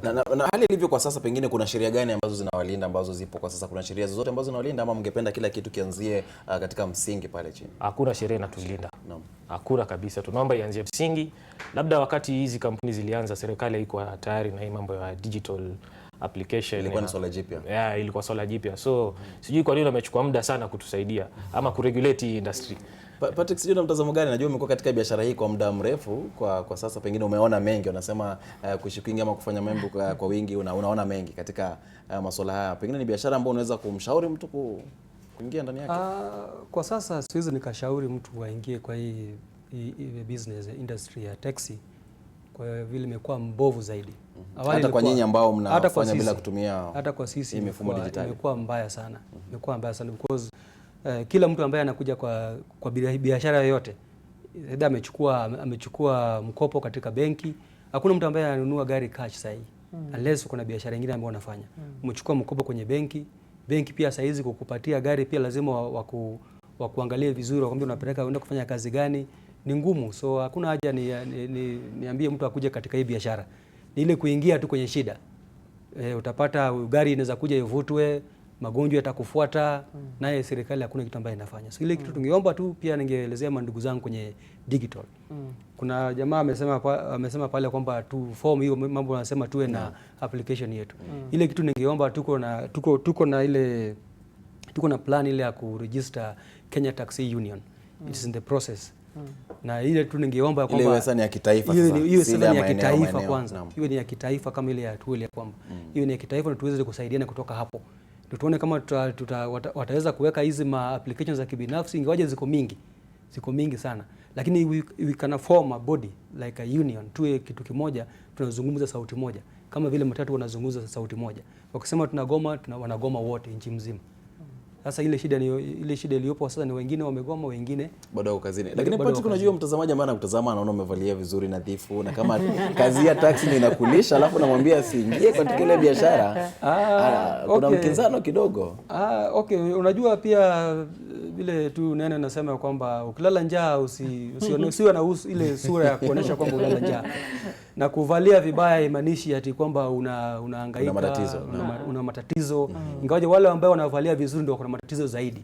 Wanajaribu kuificha ndani. Kwa nyumba nzuri sio mlango, funguo ingie ndani. Funguo ingie ndani. So si lazima uwe umekuja hapo umevalia kitaxi vile wanavaa majackets na manini. Lazima uwe smart.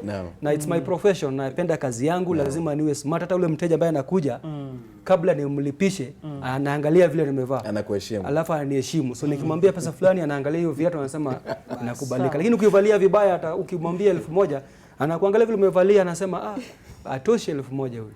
Lakini nashukuru, si lazima uvalie vibaya, lazima uwe uko smart. Lazima uwe smart. Naam, asante Ruth. Kuna wengi ambao unawashauri wakitaka kuanza biashara na mambo kama yale. Tunajua kwamba hapa NTV watu tunaangazia haya masuala ya biashara, hii tijara, kwamba wangependa kujihusisha na biashara, manake nafasi za ajira ni chache. Kuna wale ambao pengine wangependa kutafuta gari kaingia katika biashara hii. Mwingine ana gari lake binafsi anahisi kwamba waache iwe ni biashara. Unaweza kumshauri vipi kuhusiana na biashara ya taxi ilivyo hapa nchini? Naweza kushauri mtu yote asiogope. That is for one, kwa sababu kujaribu ndio kuweza. Ukiangalia swala lingine Dan, ni kumaanisha umeona watu wengi wenye hizi magari za Uber ni watu wenye wako na employment somewhere, ndio unaona wanaleta driver from kutoa kila mahali ndio waweze kuwasaidia. Kumaanisha watu wanatafuta passive income kila siku. Hizi mambo za kusikia side hustle, they are real, ni vitu zinaziko hapo. Kila mtu anataka an extra income kuweza kujikimu kimaisha. So mambo ya kibiashara ningeambia mtu yote asiogope, kwa sababu biashara mtu anguka mara mingi. Nilipoacha kazi yangu miaka 2 ilipopita, na nilikuwa nikifanya kazi na makampuni makubwa ya kufanya kihesabu hapa nchini, nilikuwa na uoga mingi, lakini kujaribu ndio kuweza. Kujaribu ndio unaweza kuerevuka na unaweza kuweza kukimu na kukuja. Kuna gaps mingi hapa nje. Kuna gaps mingi, na kumaanisha ukiangalia hapa sasa tuko na type 3 ya the same business. Ni kumaanisha kama hayuko hapa anaweza pale. Lakini kumaanisha ati saizi wamegoma, si kumaanisha ati hakuna biashara. Ni kumaanisha hiyo biashara imegrow enough, imefika pahali nataka mikakati na processes, procedure na vitu, kwa sababu pahali hapana na pengine Ruth nikoteze kidogo ile turejee kwako, tupokee tu simu 2 kisha tutarejea tukimalizia. Umundu ukiwa Nairobi wapo natupata, tueleze una mtazamo gani kuhusiana na mada yetu ya leo.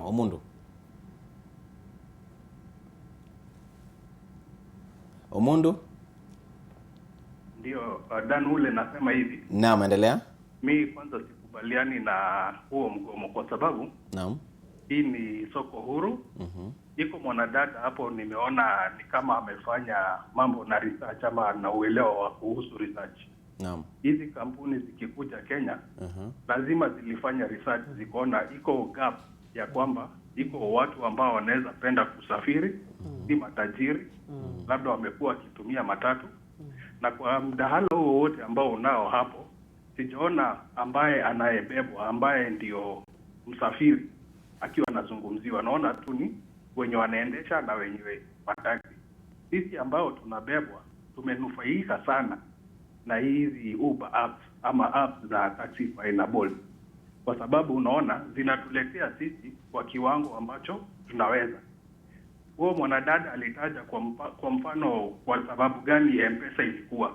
Unaona M-Pesa. Kwa hivyo kwa mfano Omundu hapo unanipata. Kwa hivyo kwa sasa unaweza kusema mmeathirikaje na huo mgomo? Kwa kifupi tu mmeathirikaje na huo mgomo ambao umekuwa kwa siku ya pili sasa? Sijaathirika kwa sababu ingawaje ni ngumu kupata taxi, iko bado watu ambao wanafanya taxi sahihi ikiitisha. Hao watu ambao wako hapo sijasikia wakisema sisi kama tunaobebwa tunanufaika aje. Sisi si matajiri. Iko mmoja hapo wakarudi alisema taxi ni ya matajiri. Mimi nakubaliana ya kwamba hizi apps zilifanya vizuri, zikakuja zikademystify ya kwamba kubebwa na taxi si lazima ukuwe Si lazima uwe tajiri. Asante sana Omundu, nimekupata. Asante sana. Na najua namzungumzia Patrick, alisema zamani ilikuwa hivyo, sio sasa. Na Benson kutoka Ruaka, wapo natupata, tupe mtazamo wako Benson. Hello, Benson hapa kutoka Ruaka. Naam. Maoni yangu nasema madriver wanaumia sana. Na ningewasi viongozi wetu tumechagua kwenye bunge watushughulikie na waweke sheria zitazilikia Wanakenya. Kwa sababu Wanakenya wanaumia kwa nchi yao na wanaumia wanakufa. Bomba watu wameseparate their wives. You sleep outside during the day, night. You have no money. Actually, families are separating. My urge and I directly came to our president. We woke up early enough tukapiga kura ndio kiongozi wetu Bwana Uhuru Kenyatta. Kwa hivyo Benson, unachosema ni kwamba unaunga mkono mgomo huu Benson? Mimi naunga mkono kabisa, hata niko nyumbani, siko kazini. Wewe ni dereva pia? Mimi ni zone leader wa Ruaka.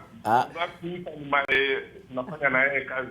Asante sana Benson kutoka Ruaka, anasema pia ni dereva na amegoma tu. Tutawapatia fursa sekunde 30 kila mmoja wenu atoe kauli yake ya mwisho. Nitaanza na Patrick. Umesikia kauli za Omundu na pia za Benson. Kwa kufunga tu, sijui mna kipi cha kusema tukimalizia. Nitaanza na Patrick. Okay, asante sana Bwana Dan. Ile kwa kumalizia tu ningesema ya kwamba serikali iingilie kati iweze kuweka sheria, tuweze kufanya kazi kwa sheria. Kwa hivyo kwa sasa hakuna sheria yote ambayo tunafuata. Tunafanya tu kazi kienyeji. Ningependa serikali iingilie itusaidie sisi wote. Upande wa local na upande wa digital. Tuwe kimoja, sisi wote ni wa Kenya. Tunaumizwa sana, tumekuwa slaves katika nchi yetu. Pia ningependa kusema huyu ambaye amesema, kuna jamaa amesema hapo kwamba mambo ya hiyo taxi na ilikuwa ni ya matajiri na nini. Sisi wote tunafanya biashara. Sisi wote tunafanya biashara na kila mtu, hata ukipanda ndege kuna ile ndege ya bei kidogo na kule bei. Kuna bei inamjali kila mtu. Inamjali kila mtu. Asante. Isa?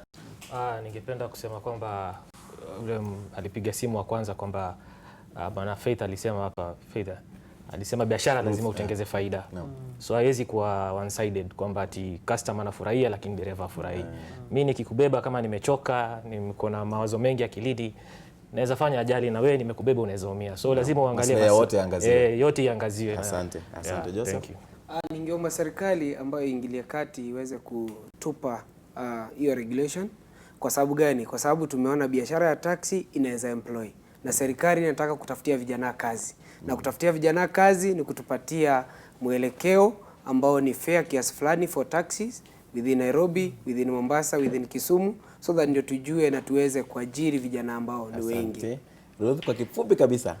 Ningetaka kusema biashara ya kitransport hapa Kenya ni kumaanisha imenoga, imegrow, imefika pahali a new trajectory ama mwelekeo mpya uko supposed kuchukuliwa na the players wenye wako concerned, whether ni wenye wakubebana, serikali, wale makundi ya surround, yote iko supposed kuja pamoja na itengeneze hii kama an economy arena ya kuendeleza mambo ya kibiashara mbele. Na asante sana. Ni Ruth Wanjiru Kinyanjui ambaye ni mtaalamu wa biashara na uchumi, Joseph Wangoto ambaye ni mmiliki na pia mhudumu wa taxi za mtandaoni. Muda umetupa kisoko kabisa. Wacha nishukuru tu comrades wangu wote kutoka Kiamburu na Ruaka ambao tumeungana Uhuru Park, na pia madereva tuendelee kugoma hadi matakwa yetu yatekelezwe.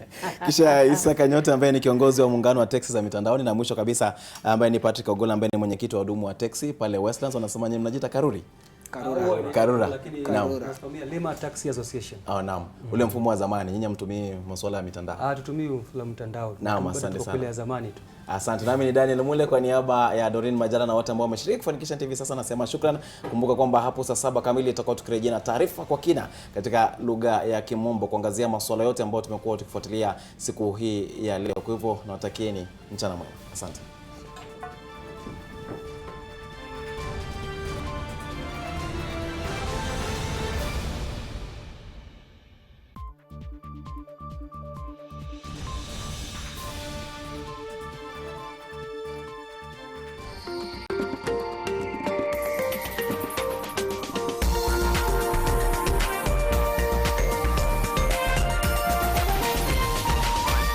This is NTV. Leo alikuwa smart, amevaa mpaka suti na ako very serious. Alikuwa very focused. You are working in my club, haufanyi kazi kwa other sectors. Mazejengo misteri ametesa kutesa. Akodi center page. Sasa unaniambia ndio? Umesikia breaking news? Kama ni ujumbe, andika kwa leso itamfikia sawa. Usiniongeleze matope. Vitu zangu zilikuwa pale na wewe ulikuwa hapa. Sasa haziko zimeenda wapi? Wewe kama umeshindwa na biashara, urudi Meru. The Real House Helps of Kawangware in association with Telkom. Join Telkom today and share life on our expanded 4G network. Telkom, moving with you.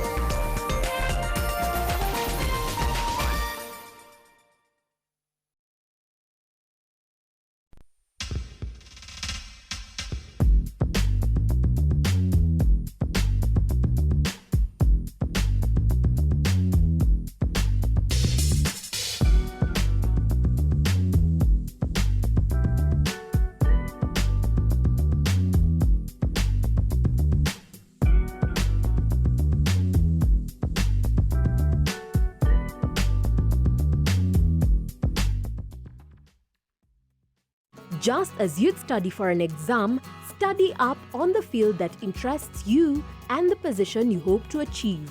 Knowing the ins and outs of your preferred career path will help you enter the job market with eyes wide open. At Amboseli Institute of Hospitality and Technology, we take your future seriously. We produce highly skilled graduates in hospitality, tourism, fashion, and design. Think quality, think future. Think Amboseli Institute. Enroll today.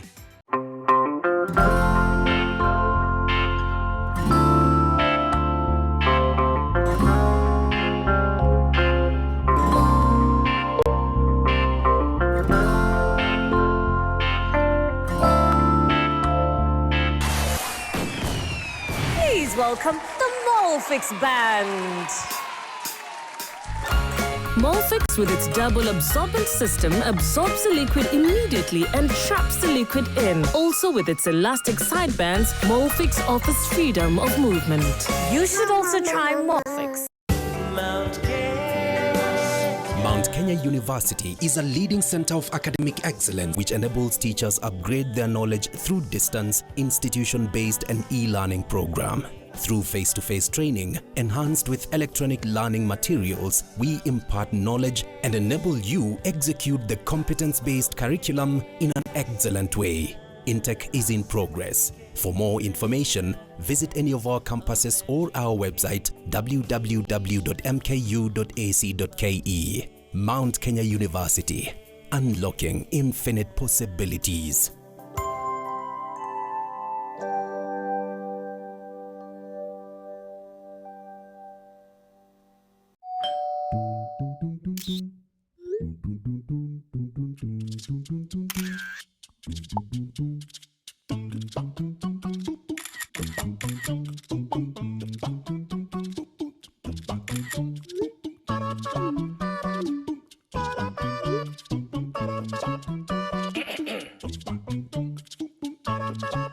Join Telkom today and share life on our expanded 4G network.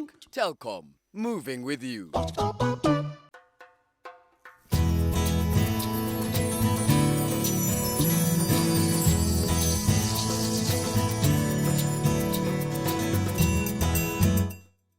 The Ministry of Health will conduct a house-to-house polio vaccination campaign targeting all children under the age of 5 years in 11 high-risk counties.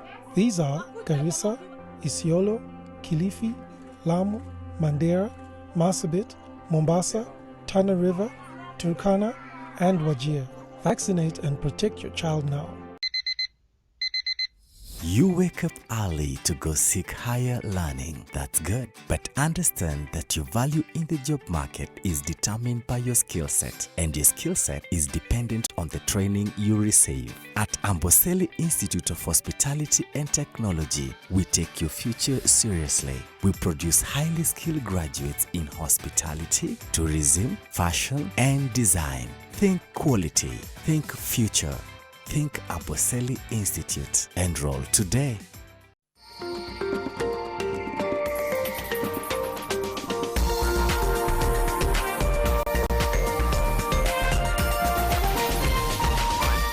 This is NTV.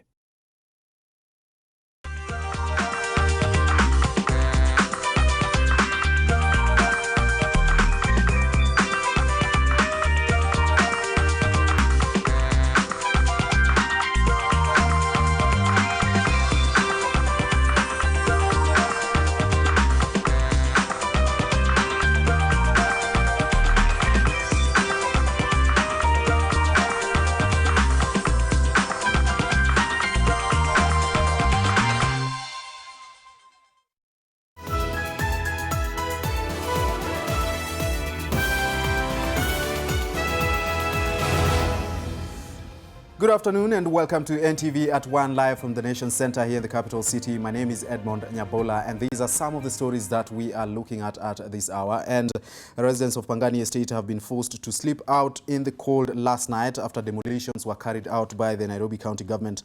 Helen Aura is working on that story and we will have it shortly. But before that, youth from Molo in Nakuru County are threatening to disrupt the census slated for 24th of August if claims of anomalies in recruitment of enumerators is not sorted out. The youth claim that a majority of those shortlisted bribed their way into the final list of enumerators tasked with conducting the census in the area. They are also concerned over the number of civil servants who applied for leave in order to take up the temporary job. The angry youth allege that for one to be recruited as an enumerator, they had to part with at least 2,000 shillings, while those interested to work in the ICT department were expected to pay 10,000 shillings.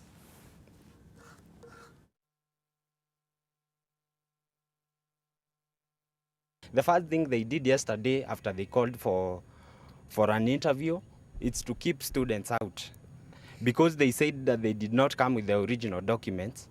And when they were shortlisting people, they said they should come with equivalent documents, that is the result slip and the others. In this process, they have included the civil servants, of which we have said hatutakubali, si ndio? Watu wengine wanatoka kwa ofisi ya governor, wanaenda kuapply hizi kazi. Wengine wanatoka kwa registrar of persons, hapa kwa ID na wengine wanatoka kwa birth certificates, na hiyo yote tumekataa. Wakati walikuwa wanapeleka document zao kuapply, walishikwa vizuri na wakakaribishwa, lakini wakati wa kuchukuliwa walikuwa wanafukuzwa. Wakati wa kuhesabu watu, kama hatutaona wanayouth wanakuja kutuhesabu sisi, hatutafungua mlango. Hata mimi hiyo kazi tunaachia wanayouth wafanye. Juu wanajitegemea, wanalipa school fees, wanafungiwa hadi manyumba. Now, 3 people in Mombasa have been charged with obtaining money by false pretense, contrary to Section 313 of the Penal Code.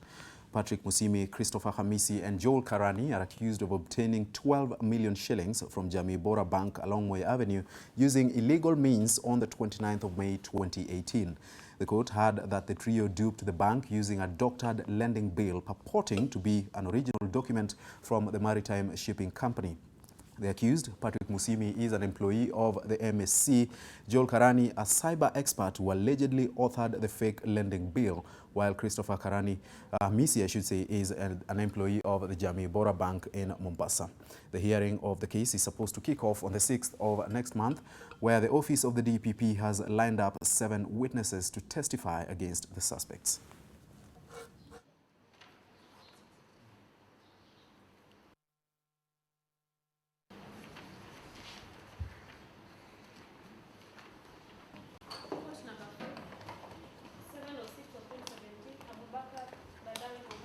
Residents of Mwea constituency are decrying the deplorable state of sanitation facilities at Itiga Ria Njuki Primary School. The school, which has a population of 454 pupils, only has 5 pit latrines. The poorly built pit latrines are not only unhygienic, but pose a danger to the young pupils. A spot check revealed that some of the pit latrines are far too big and a small child can easily fall through the hole. Residents there claim that efforts to seek assistance from area leaders have proven futile.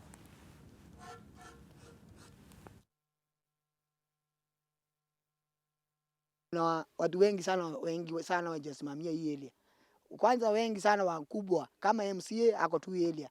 Minister of Health ako huku. Education bado inatembea kwa hii shule. Hata mtoto akiingia kwa hiyo choo bila viatu ama akiingia tu hata na hizo viatu, unaona huyo mtoto akitoka kutakuwa na shida.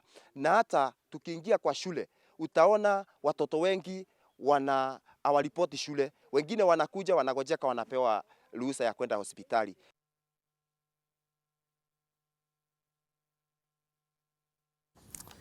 Now, private security guards are calling for greater protection at work, more training and psychological counseling in order to cope with the dangers of their work. This is according to the Kenya National Private Security Workers Union, which says the frequent attacks are killings of their members make the job of a security guard quite dangerous. The union officials were speaking in Nairobi during a press conference.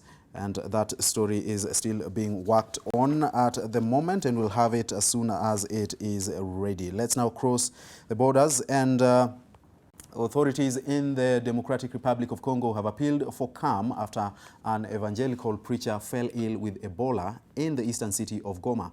This makes the first recorded case of Ebola in the key urban hub in nearly a year-old epidemic. Goma, a border city with a population of 1 million, lies next to the Rwandan town of Gisenyi and has transport links to the other parts of the DRC and beyond. After months of containment in the Democratic Republic of Congo, an Ebola case has been recorded in the eastern city of Goma. According to the health ministry, the Goma patient is a pastor who had been on a trip to another town, Butembo, one of the towns hardest hit by the outbreak. He is said to have preached at 7 churches and regularly touched worshippers, including the sick. Up to minute, we've identified 60 contacts, including 18 contacts who travelled on the bus with the pastor, and over half of them have already been vaccinated today. So the United Nations World Health Organization described the case as a potential game changer and said it would reconvene a key panel to see whether the outbreak required a heightened global response. I often compare this epidemic to a dragon, a monster with several heads. When we decapitate the epidemic in one village, it often appears in another, and this is really linked to the context with a very, very high mobility of the population. Neighboring Rwanda has said it would step up border monitoring and urge its citizens to avoid unnecessary travel to the eastern DRC. According to the latest health ministry figures issued on Saturday, 1,655 people have died from the hemorrhagic virus since August 1st last year, when the disease broke out in North Kivu and spread to neighboring Ituri. Nearly 700 people have been cured and more than 160,000 have been vaccinated. But efforts to roll back Ebola have been hampered by insecurity in a region plagued by militia groups who have attacked treatment centers. Hundreds of Sudanese demonstrators took to the streets in Khartoum on Monday night to protest against the killing of a civilian by the paramilitary. The civilian was killed on Sunday in El Souk in the state of Sinai, southeast of Khartoum. The protest was held to force the paramilitary rapid support team out of town. Riot police dispersed protesters by firing tear gas and beating them. In Buri, riot police looked on as the crowd waved Sudanese flags and chanted revolutionary slogans, I should say. Buri is a hotbed of protests since demonstrations first erupted in December.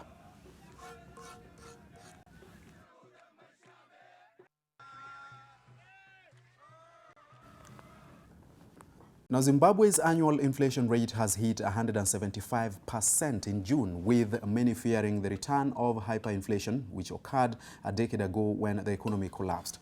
Supplies of essentials such as bread, medicine, and petrol have regularly run short in the country as increase in prices hit their fastest pace since the government was forced to abandon the Zimbabwean dollar in 2009.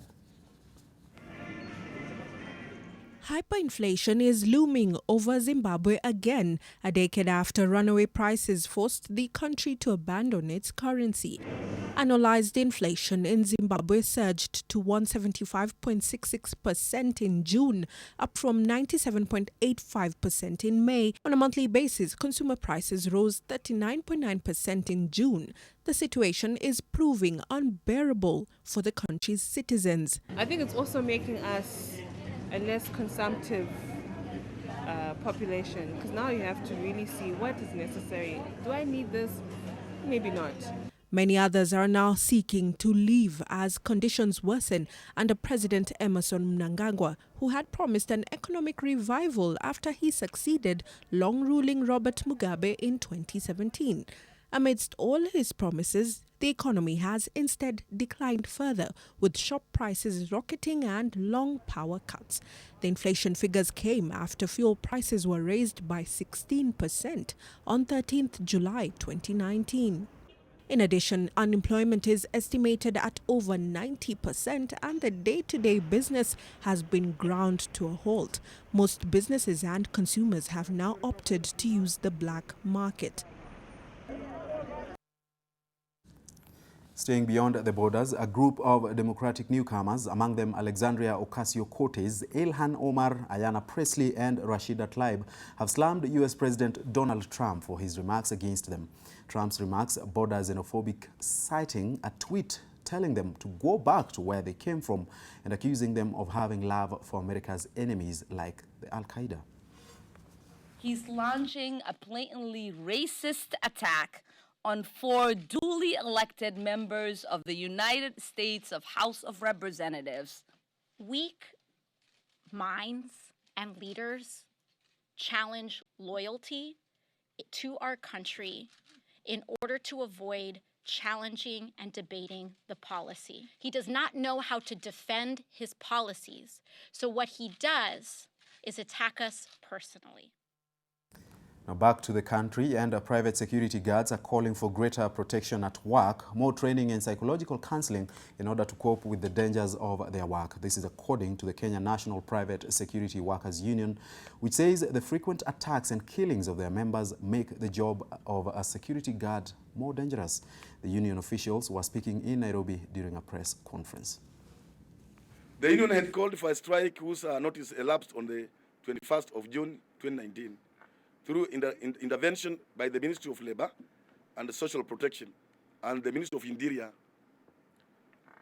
which actually requested us to suspend the same strike and engage yourselves in a forum which later took place at Kenya School of Government, Kabete. We gave in and suspended the strike to give room for discussion or consultation.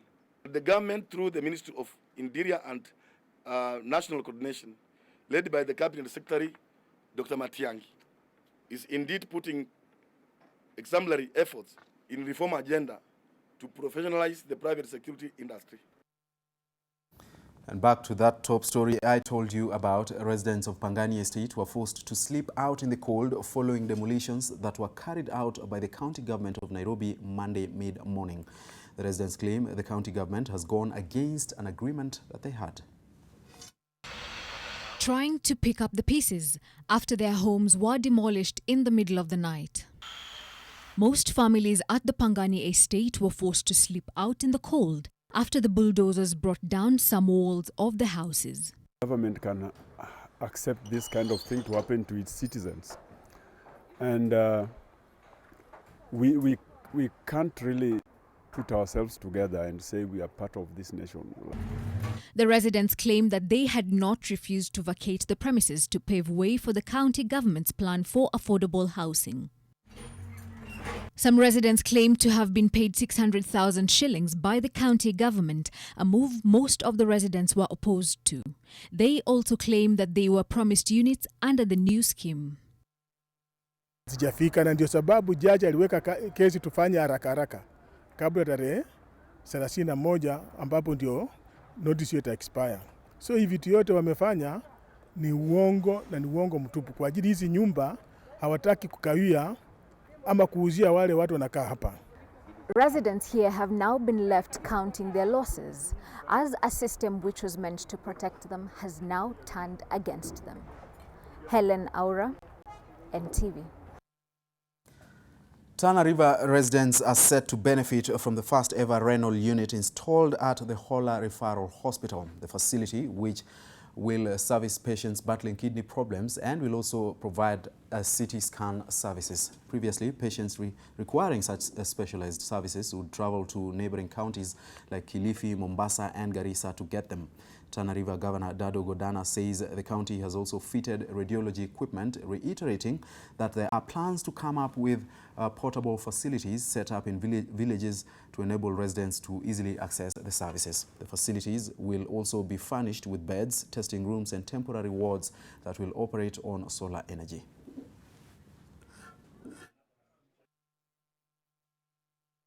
Karibuni tutaanza kuweka ile ya Jalalani. Ipini iko pale. Alafu tuna hospitali zingine zinakuja. Tunaziita mini hospital. Tunataka kuleta mini hospital 14. Ngapi? 14. Hizi mini hospitals zilikuwa zinangoja tupitishe bajeti. Vile bajeti ishapita.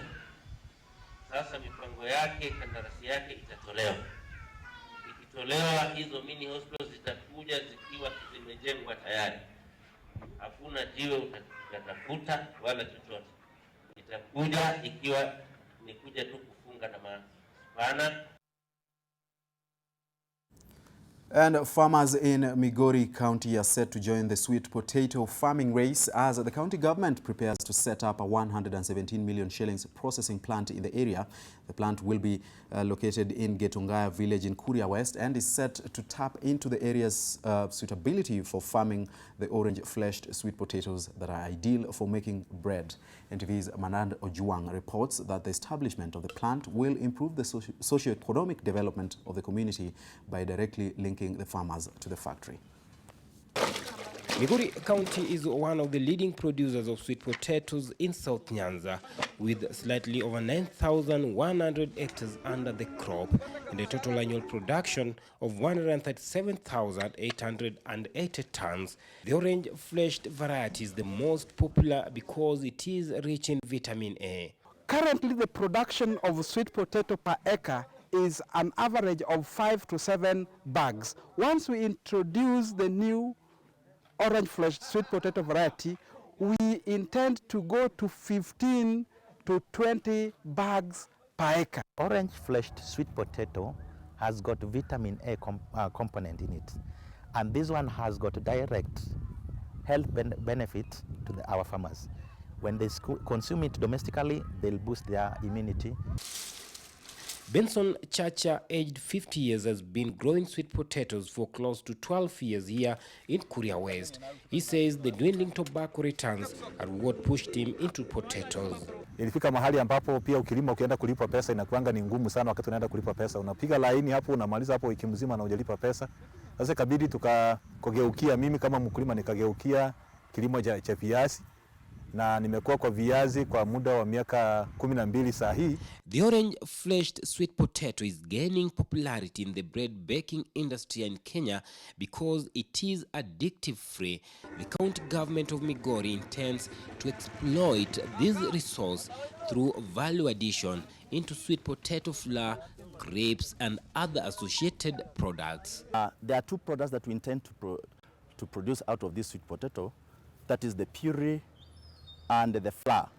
Sasa vile kampuni imeenda kuchengwa pale, tunataka sasa kampuni nunue viazi kutoka mkulima moja kwa moja. Hawa brokers wakato kabisa watoke, na pia tunataka kampuni nunue sasa viazi kwa kilo.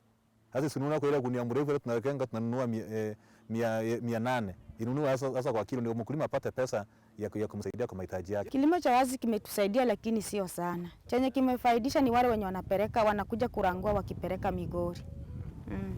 The farmers produce a lot of sweet potatoes in their farm, and then we have the middlemen who come buy the same sweet potatoes in large sacks to the tune of, they weigh to the tune of 100 to 150 kilograms.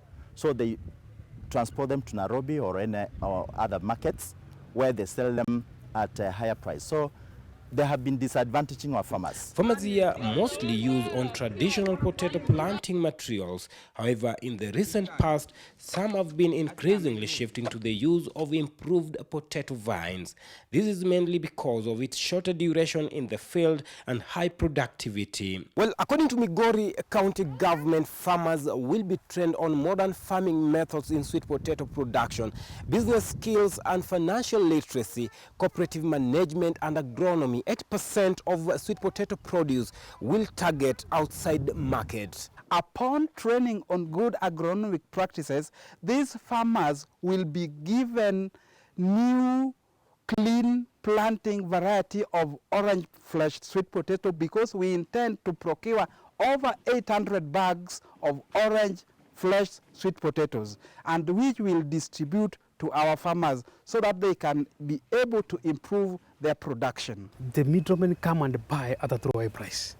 But when we shall create the buying centers, collection centers through this program, farmers will know, even at the marketing price, they will know what to sell at.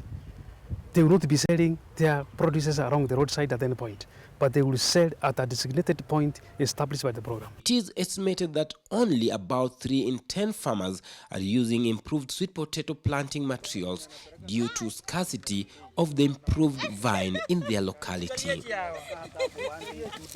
Bernard Ojwang, NTV, in the county of Migori. Let's now have a look at the sports news at this hour. And Athletics Kenya has issued guidelines as to how the national trials for the 2019 World Athletics Championships will be conducted. The trials will be held in late August, and the continued fight against doping is taking center stage. Want to make sure that all our athletes are clean. You remember the other day we said that any athlete, and we continue saying it, and we will maintain, although 1 or 2 fellows have challenged us, we will maintain, and we said any athlete who has violated the anti-doping rules and has gone through the banning period will not, and we will say we have passed it in Athletics Kenya. Even the annual general meeting passed it and said we will not allow that athlete again to wear the Kenyan shirt, anything written Kenya. Beyond the borders, and England's World Cup winning cricket team have been welcomed at Downing Street as they continue to celebrate their dramatic victory. Ian Morgan's side beat New Zealand